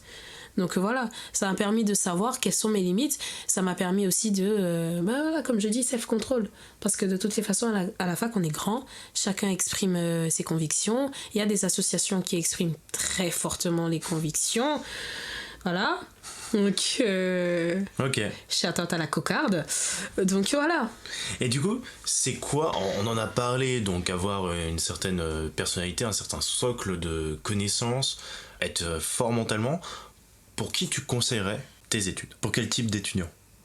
Du coup, je conseillerais les études de droit à des étudiants qui sont déterminés. Parce qu'il faut de la détermination, il faut de la motivation. La force mentale, elle s'exerce. Je dirais pas si vous n'êtes pas fort mentalement, ne venez pas. Non. Elle s'exerce. C'est au fur et à mesure que vous saurez quelles sont vos limites. Vous pouvez vous trouver fort mentalement et ensuite, après 2 semestres, être complètement lessivé et vouloir juste aller au cirque, quoi. Clairement. Donc, soyez déterminés. Il faut avoir la volonté de recherche parce que c'est beaucoup, beaucoup, beaucoup de recherche. Si vous n'aimez pas aller au fond des choses, si vous n'êtes pas rigoureux, si vous n'aimez pas faire des recherches qui vous prennent peut-être des heures ou apprendre, non, ne venez pas. Okay. Du coup, il faut trouver son leitmotiv, en fait, en droit. Il faut trouver son leitmotiv. Il faut trouver ce qui vous donne envie d'apprendre. Si vous aimez le droit pénal, dites-vous que vous le faites pour ça. Et vous vous maximisez à être un excellent pénaliste. Ok. Et donc, toi, tu as accédé via Parcoursup. C'est quoi les petits tips? Les petits tips, soyez de bons élèves. Vraiment. Parce que j'avais pas de petits tips et au contraire, j'avais plutôt peur parce que il y a vraiment ce truc de tu viens du 93, est-ce que tu vas être prise ou pas dans une fac parisienne? Est-ce que tu as senti justement ce côté... Ce petit côté je viens du 93, tu la sens pas dans la sélection, tu la sens une fois à l'intérieur. Parce que dans la sélection, comme j'ai dit, en tout cas, j'ai eu la grâce d'être prise partout. J'avais demandé des prépas, j'ai été prise sur Paris. J'avais demandé des facs, j'ai été prise partout. Parce que j'avais de bons résultats et j'étais un peu la chouchou des profs. Ouais. Donc voilà, soyez les chouchous de vos profs, soyez gentils avec les profs, je vous promets que ça paye. Parce que ce qu'ils écrivent sur vos bulletins, ça joue énormément. Aucun professeur ne va vouloir d'un élève dont on dit qu'il est insupportable. Enfin voilà, ce qui est écrit sur vos bulletins, ne croyez pas qu'ils ne le lisent pas, c'est la première chose qu'ils lisent. Vous pouvez faire de très belles lettres de motivation, avec de belles figures de style, avec tout ce qu'il faut, une grande éloquence. Mais si derrière dans le bulletin vous êtes dépeinte comme une personne exécrable, ne croyez pas que vous allez être pris. Non. Ok. Donc les notes, c'est très important. La relation que vous avez avec vos profs, c'est très important. Juste faites l'effort. Soyez hypocrite. Soyez des lèche-culs, voilà. À un moment donné... En fait, soyez hypocrite. Dans la mesure du raisonnable, ne soyez pas non plus des lèche-culs. Mais soyez hypocrite. Soyez juste aimable et courtois. Malin, juste. Voilà. Soyez juste aimable et courtois. Vous êtes là pour un objectif. Si vous savez que vous voulez faire du droit, vous êtes là pour un objectif, vous êtes courtois. Ça ne veut pas dire que vous allez faire un grand amour, filer le grand amour avec tous les profs. Il y a forcément des profs que vous n'allez pas aimer. Mais juste, soyez courtois. Et des petits tips, les notes... Une belle lettre de motivation, sans faute. Relisez-vous, faites-les relire à vos profs. Et pour reparler de la différence qu'on ressent quand on rentre, c'est surtout que quand tu parles avec des personnes en amphithéâtre, c'est « T'as fait ton lycée où ?» Dans le 93. Ah, ok. Du coup, il n'y a pas ce lien qui se crée. Alors qu'entre eux, c'est « Ah, mais j'ai fait le lycée d'à côté. Ah, tu connais un tel. Ah, tu connais un tel. » Et du coup, ça va beaucoup plus vite. Socialement, c'est plus compliqué. Exactement. Ça va beaucoup plus vite, plutôt qu'on va dire au lycée. Au lycée, on arrive, de toutes les façons, on habite dans le même périmètre. Donc forcément c'est déjà vu à un arrêt de bus, forcément c'est déjà vu au Franprix d'à côté. Alors que à la fac, c'est vraiment vous venez d'horizons diverses. T'habites à Paris, elle habite à Versailles. Ok. Donc voilà. Et t'as pas vécu trop grand ce truc de genre on n'est pas du tout du même milieu ou... En fait ça se ressent et ça dépend de la sensibilité de chacun. Je sais que je suis une personne qui s'en fout de beaucoup de choses. Enfin j'ai une facilité à minimiser les choses, à ne pas forcément prêter attention à ça quand ça n'a pas réellement d'importance pour moi. Donc après j'ai eu la chance d'avoir une très bonne amie qui aujourd'hui est comme une sœur pour moi. En licence 1, dès la sortie du premier travaux, genre de la première séance de travaux dirigés, c'est devenu ma pote et au fur et à mesure, enfin voilà. Donc du coup, j'avais 2 potes en licence 1, 2 potes en licence 2 et en licence 3, c'est là que je me suis vraiment fait un groupe de potes. Quoi. Ok. Voilà. Comment tu t'es renseigné sur tes formations ? Sur ta formation plutôt ? Comment t'as fait ? Est-ce que t'as regardé juste sur internet ? C'était quoi C'était vraiment un piètre renseignement. Quand je dis je suis rentrée à ça sans savoir dans quoi j'allais, je suis rentrée comme ça. Ah ouais ? J'ai juste vu sur T'as Wiki. vu de la lumière, t'es rentrée. En fait, j'ai juste tapé sur Google Assas, j'ai vu première faculté de droit en France, j'ai dit bah écoute j'irai. Oh là là. C'est tout. Franchement, j'ai T'es une fait fonceuse en fait. peu de recherches. Et justement, c'est pour ça que je vous dis, soyez des gens qui aiment les recherches. Il faut aimer la recherche, il faut aimer aller au fond des choses. Parce que c'était pas mon cas, à mes dépens. Mais là, du coup, je vais au fond des fonds. Ok. Dans le fond du fond des choses maintenant. Parfait. Alors, j'ai vu passer ça. Il y a des équivalents, soi-disant, en école de ce que tu fais, en termes de licence. Ça a l'air un mini-chouille frauduleux. Est-ce que tu veux expliquer en quoi ça consiste ces écoles, quels sont les retours et tout ? Les écoles privées, je parle. Les écoles privées. Alors, même si vous détestez le public, je vous conseille vivement et fortement, si vous voulez faire du droit surtout, d'aller en fac publique.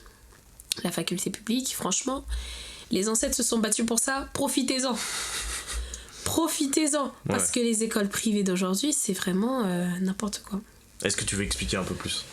Il y a beaucoup d'écoles privées qui ont des diplômes qui ne sont pas reconnus par l'État. Donc, par exemple, pour les masters, il y a une différence entre un master et un master. C'est-à-dire, comment ça s'écrit ? Vous avez les masters M-A-S-T-E avec un accent grave. R-E. C'est un diplôme purement français. C'est le master du Lidl, ça ? Exactement. Non, c'est même pas le Lidl carrément. Leader Price. Ah ouais. On en est là, tu vois. C'est chaud. Du coup, il y a certains diplômes qui ne sont pas reconnus par l'État. Parce que il y a plusieurs levels. Il y a ceux qui ne sont pas reconnus par l'État. Il y a ceux qui sont purement français et qui ne seront pas reconnus à l'international. Ça, c'est les masters, du coup. Purement français. Et vous avez le master. Le master qui est reconnu partout. À l'international, en France et tout. Et ça, vous avez beaucoup plus d'assurance de l'avoir en école publique. Et à l'école privée, la licence, je suis désolée, je ne sais pas ce qu'on vous apprend. Je ne sais pas si la formation est la même, si le bagage qu'on vous communique est le même, si le rythme est le même. Mais en tout cas, je ne conseillerais à personne de faire une école privée de droit, en tout cas. Ok. Bon, je pense qu'on a fait le tour en termes de formation. Mais maintenant, il est l'heure d'aller choper de l'expérience en championnat. Il est temps de remplir son CV. Bien, il est temps de se mettre au travail. Traverser la rue et trouver un emploi dans la restauration. Le conseil d'Emmanuel Macron à un jeune chômeur qui cherchait du travail dans l'horticulture. C'est une bonne situation, ça, Scribe. Moi, je croyais qu'un open space, c'était dans l'espace. Pas de place, pigiste. Rien de meilleur au monde pour un gamin de votre âge. Et oui, ça nous est tous arrivé de chercher un job étudiant ou un stage en 3ème et de devoir mettre quelque chose dans ce foutu CV. Sauf qu'on n'a rien fait, à part 4ème sur 5 au concours de pétanque à ton camping à la Fosse-sur-Mer. Alors on est là pour savoir comment toi, tu as rempli ton CV. Alors, déjà, avec rien, parce que je n'avais pas d'expérience professionnelle quand je cherchais mon stage. Ouais. J'avais que mon expérience dans la vente, en fait. De prêt-à-porter. Exactement. Mais c'est déjà plus que beaucoup. Ouais, c'est déjà plus que beaucoup. Mais du coup, quand je cherchais pour la vente de prêt-à-porter... T'avais rien. Rien du tout. Rien du tout. Le néant. Mais du coup, petite confession, c'est que j'ai menti. comme 90% des gens. Oh là là. Non, mais comme 90% des gens, bah, j'ai menti parce que je suis désolée. Je viens d'avoir 18 ans, vous me demandez de l'expérience, mais je l'ai où en fait l'expérience? Mais après, n'empêche que j'ai été très compétente dans le travail qui m'a été donné de faire. Ok. Et aujourd'hui, j'ai un CDI étudiant. Ah bah dites donc, vous êtes quelqu'un, dites-moi. Écoutez. Mais justement, je voulais en parler parce que avant de parler de tes stages et tout dans ton domaine, oui. Toi, t'es vendeuse dans un magasin de prêt-à-porter. Oui. Comment tu fais, parce qu'on en a parlé et tout, mais comment tu fais pour gérer tout ton temps? Parce que tu dis déjà, ouais, socialement, c'est compliqué, tu vois, c'est chaud. Comment tu fais pour en même temps avoir un job à côté? C'est que je n'ai plus de vie sociale à côté. Et le présentateur pourra en témoigner. J'ai plus de vie sociale. On a eu du mal à la voir. Franchement, j'aurais pu avoir Kimkia, ça aurait été plus facile. Voilà. Non, mais parce que c'est un choix, en fait. La vie est faite de choix. C'est un choix. C'est qu'à un moment donné, tu choisis ton portefeuille et ta tête sur des sorties 3 fois par semaine, en fait.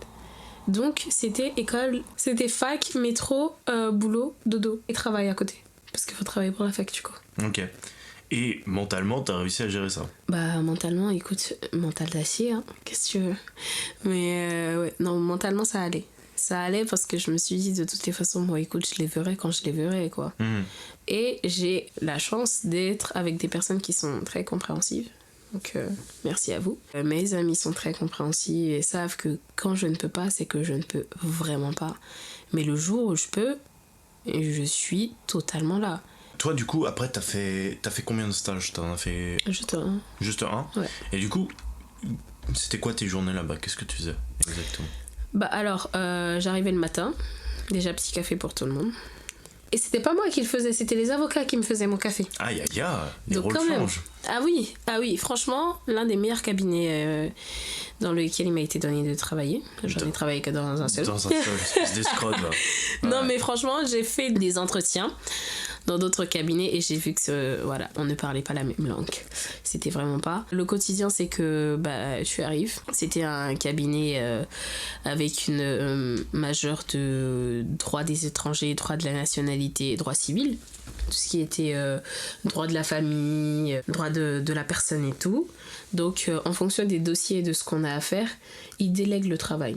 C'est-à-dire que moi, je faisais de la préparation des dossiers, de la communication aux juridictions, via télérecours, parce que depuis le Covid, maintenant, on passe par une plateforme qui s'appelle Télérecours pour déposer des dossiers de nos clients. Ok. Donc, passer par télérecours et ensuite faire de la recherche. C'est pour ça que je vous dis, le code ne suffit pas. Il faut faire des recherches de jurisprudence pour savoir si la position que vous allez défendre, en fait, est-ce qu'elle est tenable ou pas. Donc voilà. Ok. C'était surtout ça les journées, c'était de la recherche et j'ai eu la chance de participer à certains rendez-vous clients, savoir un peu comment est-ce qu'on agence ça et même d'aller au tribunal, assister à des jugements, à des audiences et tout. Donc ouais, c'était très très formateur. Ok. Et donc ça, c'était combien de temps?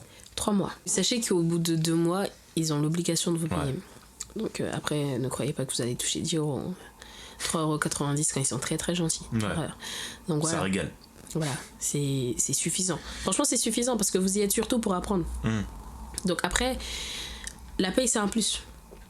C'est un plus que vous avez et on dit jamais non à l'argent. Jamais. Voilà. On adore l'argent ici. Nous sommes des juristes quand même. Comment t'as fait pour trouver ce stage? Est-ce que l'école elle t'a aidé? Enfin, la fac elle t'a aidé? Non. Non, t'as juste démarché des cabinets au pif comme ça? Village Justice. Très bon site. Village Justice. Oui. On dirait un camp de vacanciers des enfers. Village Justice, qu'est-ce que c'est que ça? À côté de la Zumba, t'as des ateliers de recherche de code civil. Un putain d'enfer. Le plus rapide qui trouve la loi, il a gagné et tout. Ah non. Vous avez Village Justice, vous avez LinkedIn. LinkedIn, après, c'est surtout la plupart des offres qui sont c'est pour les Master 2. LinkedIn, Indeed aussi, à ne pas négliger. Et Villa Justice, parce que Villa Justice, ça reste vraiment l'un des sites les plus exploités par les juristes et par les stagiaires. Même si c'est le pire nom de site, faut leur dire. Écoute, c'est un village de juristes. Écoute, qu'est-ce que tu veux que je te dise? Vous avez des offres de collaboration qui sont souvent laissées, des offres de stage. Il y a aussi certains avocats qui rendent des notes sur certains arrêts, leur position sur l'arrêt, qu'est-ce qu'ils en déduisent, qu'est-ce qu'ils comprennent. Et ça, c'est très important pour vos différents commentaires et dissertations. Lisez ça. Ok. Et il y a une possibilité d'alternance ou pas en master. En master, ok. Il y a certains masters qui sont conçus pour de l'alternance en 2e année. Ok. Vous faites 2 jours à la fac, 3 jours en cabinet ou en entreprise, ça dépend de où vous faites, ou en administration d'ailleurs, mais ça dépend de où vous faites votre alternance. Mais ouais, il y a une possibilité d'alternance, mais ne croyez pas qu'en licence vous allez faire de l'alternance. Vous allez bien rester à la maison, voilà. Est-ce que tu as eu des problématiques quand tu es rentré dans le monde professionnel la première fois? Des problématiques? Bah dans oui, ton milieu, on en revient à ce que je disais. Être un bon étudiant ne veut pas dire être un bon juriste. Parce que la théorie et la pratique sont 2 choses, je dirais pas complètement différentes, mais qui varient de façon considérable. Ça sera pas du tout pareil. D'apprendre que oui, si je verse un produit détergent chez mon voisin et que ça tue son chat, il faut que je le dédommage, ça n'a rien à voir avec le fait de l'appliquer, d'avoir un chat qui est mort et de devoir... voilà. Ok. Donc c'est une base à avoir, faut être un bon étudiant pour être un bon stagiaire, mais un bon étudiant n'est pas forcément un bon stagiaire. Ok. Ni un bon juriste d'ailleurs. D'accord. Et donc là, tu te considères comme bon étudiant et bon stagiaire ou... Je me considère comme une étudiante moyenne en cours de développement. Voilà, c'est exactement ça. Je me considère comme une étudiante moyenne parce que j'ai été une bonne lycéenne. Une bonne lycéenne. J'ai été une bonne étudiante dans mes premières heures. Ensuite, j'ai eu mon moment de Titanic. Et du coup, là, c'est la rédemption du Phénix. Donc, voilà. Okay. On reste sur cette portée-là. On espère qu'en master, ça sera vraiment le Phénix prend le monde. Donc, voilà. Très bien. C'est un beau plan. Écoute. Beau plan de carrière. Exactement. À la fin de ce master, c'est quoi les débouchés pour toi, du coup? À la fin de ce master, vous avez le choix. Je parle en général, je vais pas juste parler pour moi. Ensuite, je vais parler pour moi en général. Vous avez le choix. À la fin du master, vous pouvez soit faire des stages et devenir juriste après ça. Voilà. Mais sinon, si vous voulez devenir avocat, il vous est conseillé de faire soit une année d'IEG ou une année de prépa, pour ensuite passer l'examen du barreau, pour ensuite rentrer à l'école des avocats, l'EFB, pour ensuite passer l'examen de sortie et prêter serment. Et avoir 40 ans et... Non, si vous voulez être magistrat, là c'est tout autre chose. Vous passez une année d'IEJ de prépa. Soyez concentrés. Soyez très concentrés parce que l'examen est difficile. Et il est réputé être plus difficile que l'examen d'entrée pour les avocats. Donc... Attends, ça veut dire qu'à la fin de ce master, oui, t'as pas de job? Tu as la possibilité d'avoir un job. Mais c'est quoi du coup comme job? Être un juriste. Ok. Juriste en entreprise, juriste en cabinet. Mais juriste, c'est quoi du coup? Juriste, du coup, c'est quelqu'un qui a un master. C'est quelqu'un qui a une spécialisation, qui s'y connaît, mais qui ne pourra pas plaider en fait. D'accord. Il ne pourra pas plaider, il ne sera pas magistrat, il ne sera pas greffier, il ne sera pas huissier, rien de tout ça, ni notaire. Il sera juste une personne qui connaît le droit, qu'on peut consulter, qui peut rédiger des contrats, qui peut... Enfin voilà, ça sera... à dire quelqu'un qui a la maîtrise du droit. C'est ça en soi le master, c'est la maîtrise. Il a la maîtrise du droit, on peut lui confier certaines tâches, mais ça n'ira pas dans... ça n'ira pas au-delà de ça, en fait. Très bien. Et donc l'ENM, ouais, vous passez l'examen de l'ENM, ensuite c'est 2 ans et demi à Bordeaux de formation, et vous passez un examen de sortie. Ok, donc le chemin est encore long. Le chemin est encore long en fonction de ce que vous voulez faire, bien sûr. Oui, mais pour toi, Oh oui, ouais. On ne compte plus les années. Écoutez, à un moment donné, on arrête de compter, on y va. On continue jusqu'à ce que ça s'arrête. En fait. C'est vraiment ça. D'accord. Et du coup, est-ce que tu veux nous parler un peu du milieu en termes d'emploi, est-ce que c'est compliqué de trouver du taf? Parce qu'on sait qu'en fonction de tes spécialités, c'est plus ou moins bien payé, il y a plus ou moins de place et tout. Comment ça se passe? Exactement. Enfin, une personne qui fait du droit des affaires, la concurrence est rude parce qu'il y a énormément de personnes qui font du droit des affaires. Pourquoi justement? Parce que c'est réputé bien payé, ça reste passionnant quand même. Donc les gens se disent pourquoi pas, je vais mettre une belle veste, je vais parler à des chefs d'entreprise pour toucher 5 000 € net le mois. Bien sûr que tout le monde a envie de le faire, tu vois. Mais après, raisonnez plutôt par passion. Raisonnez par passion, pas par appât du gars. Parce que si vous êtes passionné par ce que vous faites, vous serez excellent dans ce que vous faites. Et si vous êtes excellent dans ce que vous faites, l'argent suivra. Le gain suivra, la réputation suivra. Mais si vous le faites juste parce que c'est bien et qu'il y a des débouchés à tout moment, à un moment donné, vous allez décrocher. Et c'est là qu'il y a les décrochages, c'est là qu'il y a les burn-out, c'est ça en fait. Du coup, il faut vraiment aimer ce que vous allez faire. Et pour en revenir à est-ce qu'il y a une matière plus... Oui, il y a des matières plus bouchées que d'autres. Le droit de l'agriculture, il n'y a pas tant de monde. Alors qu'en droit des affaires, il y a énormément de personnes. Exactement. La plèbe y est, tu vois. Il y a énormément de personnes. Le droit fiscal, bon, vu qu'il est réputé être une matière difficile, il y a moins de personnes, mais ça reste quand même une matière où il y a du monde. Le droit pénal... bouché, mais c'est vraiment les bouchons des vacances, quoi, de la 86, mais c'est bouché. Mais si vous aimez, allez-y. Mais assurez-vous d'être excellent. D'accord. Écoutez, devient génial, j'ai envie de te dire. Voilà. Alors, on a fait tout ton CV, on a bien taffé. D'accord. Il est l'heure d'aller à l'après-travail. Tout le monde mange, tout le monde boit, tout le monde est content. Alors ça, faut le boire d'un cul sec, hein. Le vin, c'est aussi le soleil. Alors, mon pote, moi j'ai pas envie, je suis fatigué. Allons, Hadès, ne sois pas si mortel. Joins-toi à la cérémonie. L'après-travail, ou l'after-work, pour les plus anglo-saxons d'entre nous, c'est un moment après la journée où ta pote vient t'embarquer pour boire un verre. T'as pas forcément envie d'y aller, mais bon, t'y vas quand même, et c'est pas forcément la meilleure idée. Petit shout-out, allez aux after-work de vos facs, parce que c'est là que vous découvrez les gens.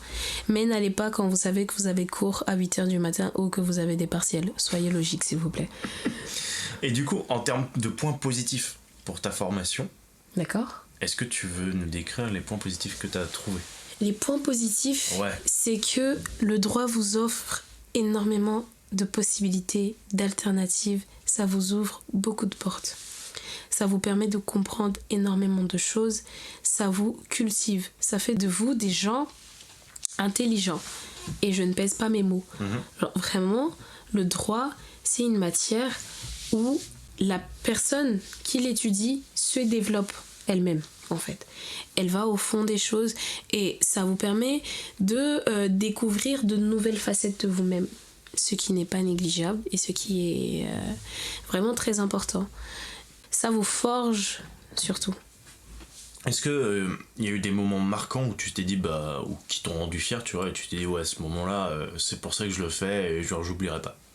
Des moments marquants, c'est surtout quand des personnes qui ne s'y connaissent pas réellement te posent une question et que tu arrives à leur faire comprendre quelque chose. C'est ce que tu es en train de faire depuis 2 heures sur ce podcast. Exactement. Et c'est tellement jouissif, en fait. C'est vraiment réconfortant. Parce que tu te dis que tu fais quelque chose qui a du sens. Par exemple, à mon travail, je sais que souvent j'ai certains collègues qui m'approchent pour 2 ou 3 questions. Je peux pas répondre sur tout, mais quand j'arrive à répondre et que la réponse, j'arrive à résoudre entre guillemets leur interrogation, mais c'est un plaisir pour moi et c'est surtout ça en fait. Ok. Et est-ce que y a des points négatifs que tu as relevés durant la formation? Des points négatifs, c'est le stress, la charge de ton travail et le fait qu'il faut faire beaucoup de sacrifices, il faut concéder beaucoup de choses et il faut savoir abandonner certaines choses. Pas nécessairement... abandonner, c'est peut-être trop dire, mais savoir les mettre en pause. Est-ce que tu penses qu'il y a des solutions à ça? Des solutions, j'en vois pas. Malheureusement, je n'en vois pas. C'est un passage obligé. pour tout le monde. Ayez des activités extra-universitaires, c'est très important pour vous aérer l'esprit, sinon vous allez péter un câble, je vous l'assure. Mais je vois pas d'autres alternatives en fait. Ok. Vraiment. Mais ça a été quoi le plus gros défi pendant ces 3 ans là pour l'instant? Le plus gros défi, ça a été de valider mon année durant l'année Covid. Vraiment. En fait, j'avais rencontré une juriste qui avait du coup fait ça, c'est qui m'avait dit ne paniquez pas. Si en 2e année, vous vous posez la question de vous dire mais qu'est-ce que vous faites là en fait? Est-ce que vous êtes vraiment fait pour ça? Est-ce que vous êtes vraiment intelligent? C'est un passage obligé. Okay. Vous allez forcément vous demander si c'est ce que vous voulez faire tous les jours. Est-ce que vous voulez ce stress tous les jours? Est-ce que Mais après, quand vous trouvez la réponse, si elle est oui, normalement vous quittez plus la formation, plus jamais. Si c'est non, vous ne revenez plus. C'est ça le truc en fait. Tu dirais que c'est là le moment où tu as eu le plus gros doute durant ces 3 ans? Durant ma 2e année, c'est là où je me suis dit, est-ce que je suis vraiment faite pour ça? Est-ce que j'aurais pas dû prendre, je sais pas moi, littérature ou... mais juste faire anglais, finir traductrice dans un trou perdu et puis voilà. Parce que je m'en sors bien en anglais, donc pourquoi pas... mais non. Donc ouais. T'as quelle vision là pour l'instant de ton parcours et tout? Est-ce que t'en es contente? C'est quoi le bilan que tu ferais là pour l'instant? Le bilan que je ferais, on est surtout sur du sauvetage. Vraiment beaucoup de sauvetage. Parce que malheureusement, ne faites pas comme moi. La procrastination, c'est vraiment pas quelque chose à avoir en droit. Et en droit peut-être, ouais. En droit, non. Et dans la vie en général, ne procrastinez pas. Moi, je suis pas d'accord. Il faut procrastiner. Non, absolument pas. Il faut savoir faire reposer son cerveau pour que ça aille mieux après. Oui, mais il faut pas remettre à demain ce que tu peux faire aujourd'hui. Ah, je sais pas. C'est ça le truc, en fait. Non, tu peux te reposer. Le repos est très important. Très, très important. Et il est primordial. Surtout si vous faites du droit. Moi, je pense qu'il faut apprendre à procrastiner. Non. Donc là, on est vraiment sur du sauvetage, vraiment, parce que la 2e année, c'était vraiment, on ramasse les meubles, on sauve la maison. On sauve la maison de la noyade. Mais là, la 3e année, ça allait un peu plus. Là, on commençait à vider les eaux, constat des dégâts, réparation. Je vois que t'as bien appris ton cours juridique sur dégâts des eaux. Non, mais enfin voilà. Pour vous dire, je sais plus c'était quoi exactement ta question. Le bilan un peu de ta formation, ta vision là pour l'instant. La vision, c'est que j'ai encore beaucoup à fournir, beaucoup à démontrer, beaucoup à prouver, et que je le ferai. Ok. Et aujourd'hui, qu'est-ce que tu referais ou changerais si tu avais la possibilité, tu vois, quand tu rentres au début de ta licence? De ma manière de travailler. Je la changerai totalement et je garderai celle que j'ai en 3e année. C'est-à-dire de faire des recherches approfondies et dans le fond du fond, et pas seulement m'arrêter à la surface de l'iceberg en fait. Ok. Vraiment entrer dans le fond. Et c'est ce qui m'a manqué du coup durant ma 2e année. C'est que je n'entrais pas dans le fond. Et que je ne prenais pas le temps de chercher à comprendre réellement ce qui m'était demandé, je ne problématisais pas les choses, et que en fait je démontrais juste que oui, ce que vous me demandez, je peux le faire, je sais de quoi vous parlez, mais je ne donnais pas la réponse attendue. Je sais pas si la question c'était est-ce que tu sais faire ci? Moi je te démontre que je sais en fait tout ce qui entoure la chose. Je sais comment résoudre le problème, mais je le résous pas. Du coup, c'était ça mon problème en fait. Et je changerais ça. Parce que ça découle de la façon de travailler. Ok. Moi, c'est une grosse question pour moi, parce que c'est un truc hyper éthique. Mais aussi pour ceux qui peuvent être intéressés par ce genre d'études. Comment on fait, dans ton milieu, pour gérer éthique, valeurs, etc. et argent, tu vois, comment on peut se dire, vas-y, j'ai envie de défendre telle ou telle cause qui est pas forcément bien vue ou qui est contre mes valeurs, est-ce que je dégage? Je dirais que c'est une question de choix. Parce que vous choisissez. Soit vous défendez purement vos valeurs et vous pouvez refuser certains dossiers qui n'entrent pas en concordance avec ce que vous pensez, à vos risques et périls. Ou soit vous en faites fi et vous vous plongez dans la peau d'un juriste. Vous vous plongez dans la peau d'une personne du droit en fait.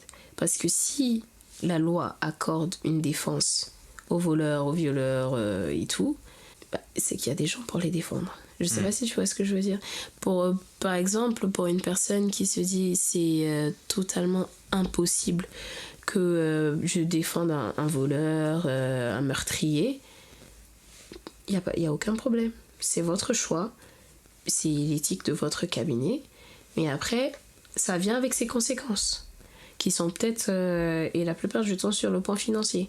Après, si vous vous dites que vous faites primer le point financier et que donc votre objectif premier, c'est de gagner les dossiers des clients pour ensuite avoir votre rémunération, après, ça vient avec, dépendant bien sûr de votre positionnement moral, ça vient avec son lot de conséquences qui sont la plupart du temps morales. En fait, c'est un choix.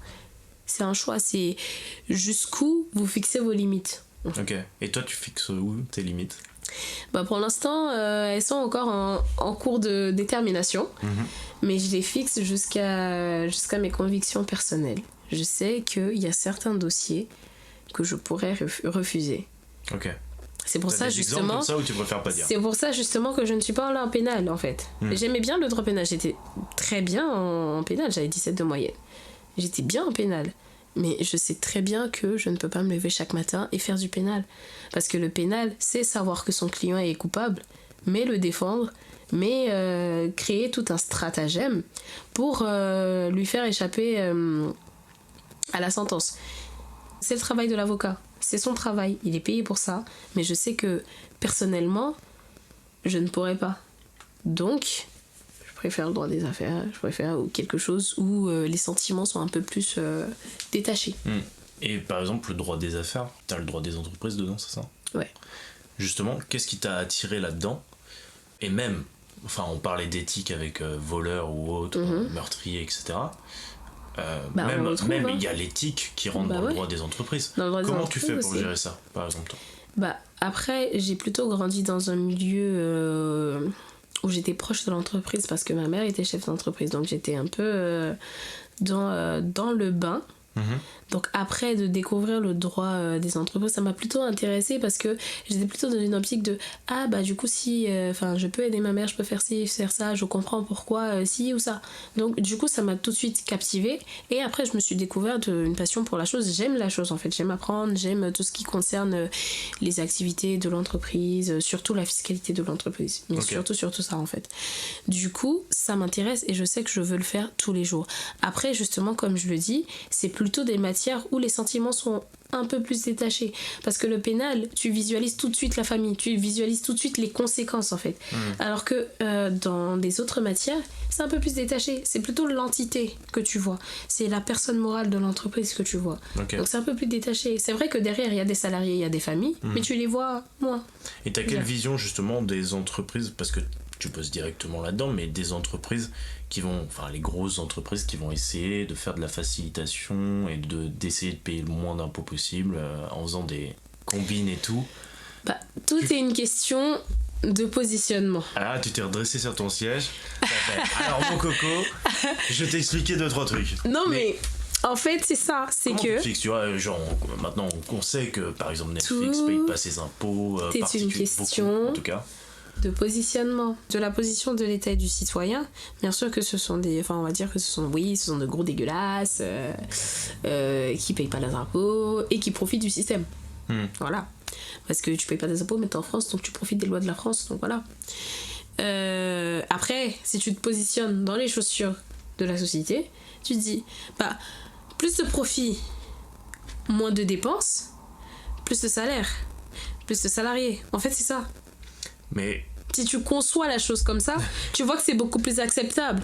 Et c'est pour ça que je te dis que je ne peux pas faire de pénal, parce qu'il n'y a pas de cette alternative-là, en fait. Oui, mais justement, sur cette alternative-là, est-ce qu'elle est toujours vraie ? Est-ce qu'elle est toujours vraie ? Oui et non. En même temps, écoute... tout n'est pas noir et blanc. Tu bégayes, hein. Non, tout n'est pas noir et blanc. En fait, faut assumer. À un moment donné, tout n'est pas noir et blanc. Il y a des contrastes, il y a des choses qui sont un peu mitigées et tout. C'est à accepter en fait. C'est à accepter que on va permettre à une entreprise de ne pas payer une telle somme d'impôts parce que derrière, elle prend des engagements, elle crée des emplois, elle crée ci ou ça. Et c'est une réalité, en fait. C'est que souvent, on va permettre à une entreprise de ne pas payer telle somme d'impôts, ou on va lui permettre de faire des optimisations. Parce que moi, je suis contre l'évasion fiscale, il n'y a aucun souci. Évasion, tout ça, fraude et tout, c'est réprimé. L'évasion fiscale est réprimée, la fraude fiscale est réprimée. Mais après, l'optimisation fiscale, c'est autre chose, en fait. C'est totalement autre chose. On lui permet de payer moins pour la mettre dans les conditions pour qu'elle puisse créer plus, en fait. Et quand elle crée plus, ça rentre dans le PIB. Quand elle crée plus, ça crée des salaires. Et les salaires, c'est des familles. Et c'est le pouvoir d'achat. Là, on a une grande problématique de pouvoir d'achat. On a une grande problématique de salaire. Mais une société qui se retrouve à donner 50% de son chiffre d'affaires aux impôts, faut pas croire qu'ils vont augmenter les salaires.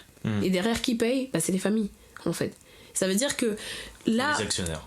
Non, mais c'est les familles, parce que les actionnaires, oui, justement, j'y venais, c'est que c'est un grand débat entre les actionnaires et l'État, mais en réalité, qui prend les vrais pots cassés ?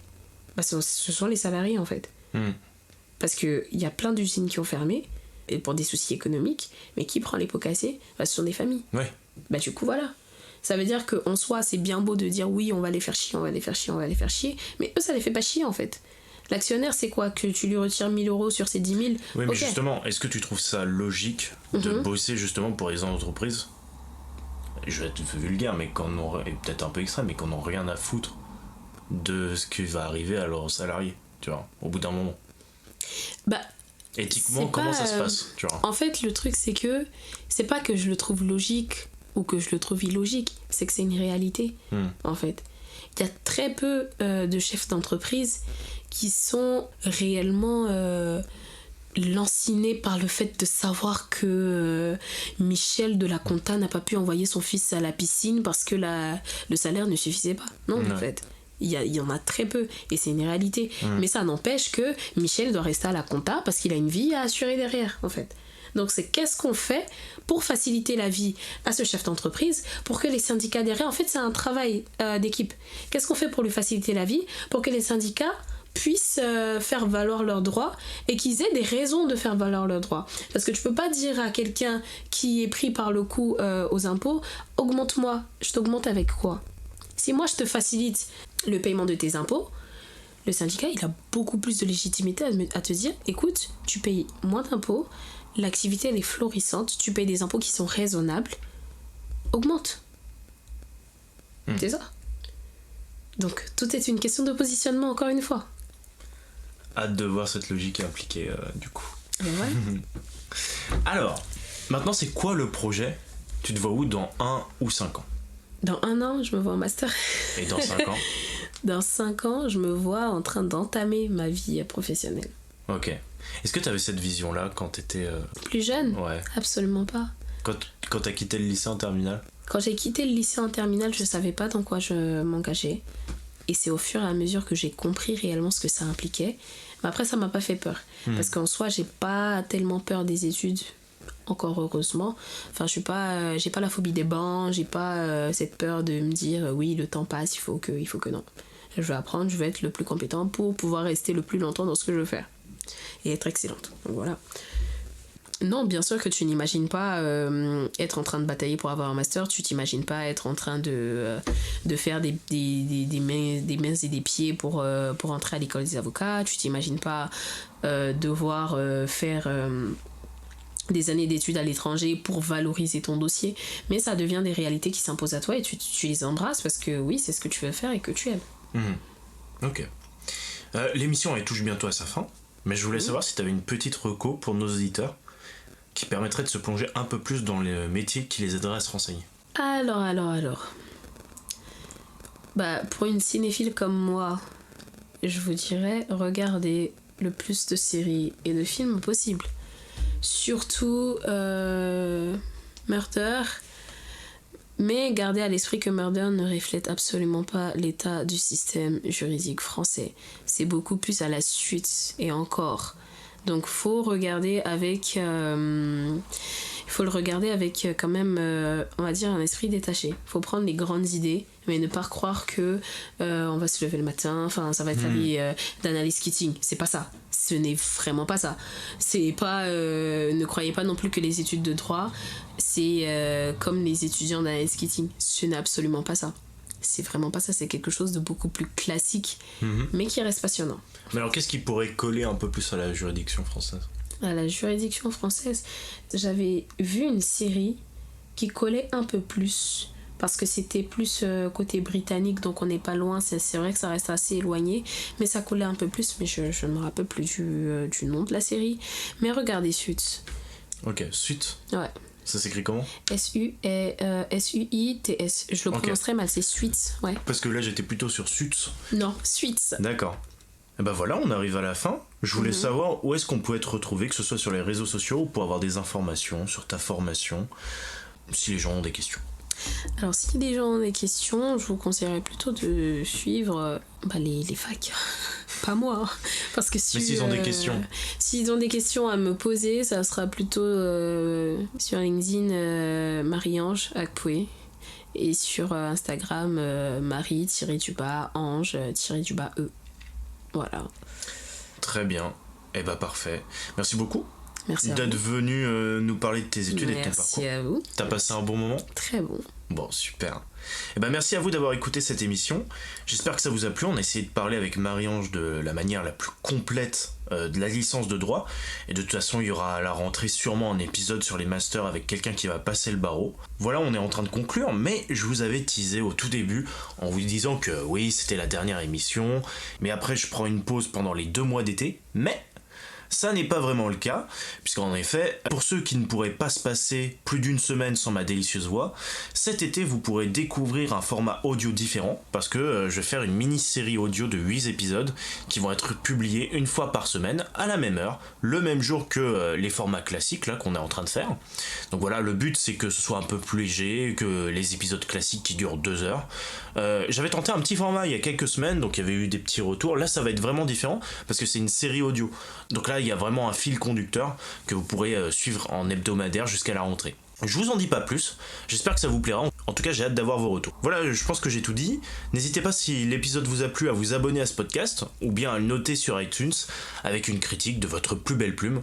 Ça fait extrêmement plaisir. J'ai créé un Twitter, qu'est-ce que tu vas faire plus tard, mais aussi un compte Insta pour suivre toute l'actualité du podcast et ce dont on a parlé. Donc là vous pourrez aller le suivre. J'ai tout dit. J'espère que tu sais maintenant un peu plus ce que tu vas faire plus tard. À très très vite pour un prochain épisode. Salut, salut! Que se passe-t-il? Moi, je te dis, qu'est-ce que tu veux faire? Et tu me réponds, tu n'en sais rien, que veux-tu faire? Là, je n'en peux plus. Je suis en bout du rouleau.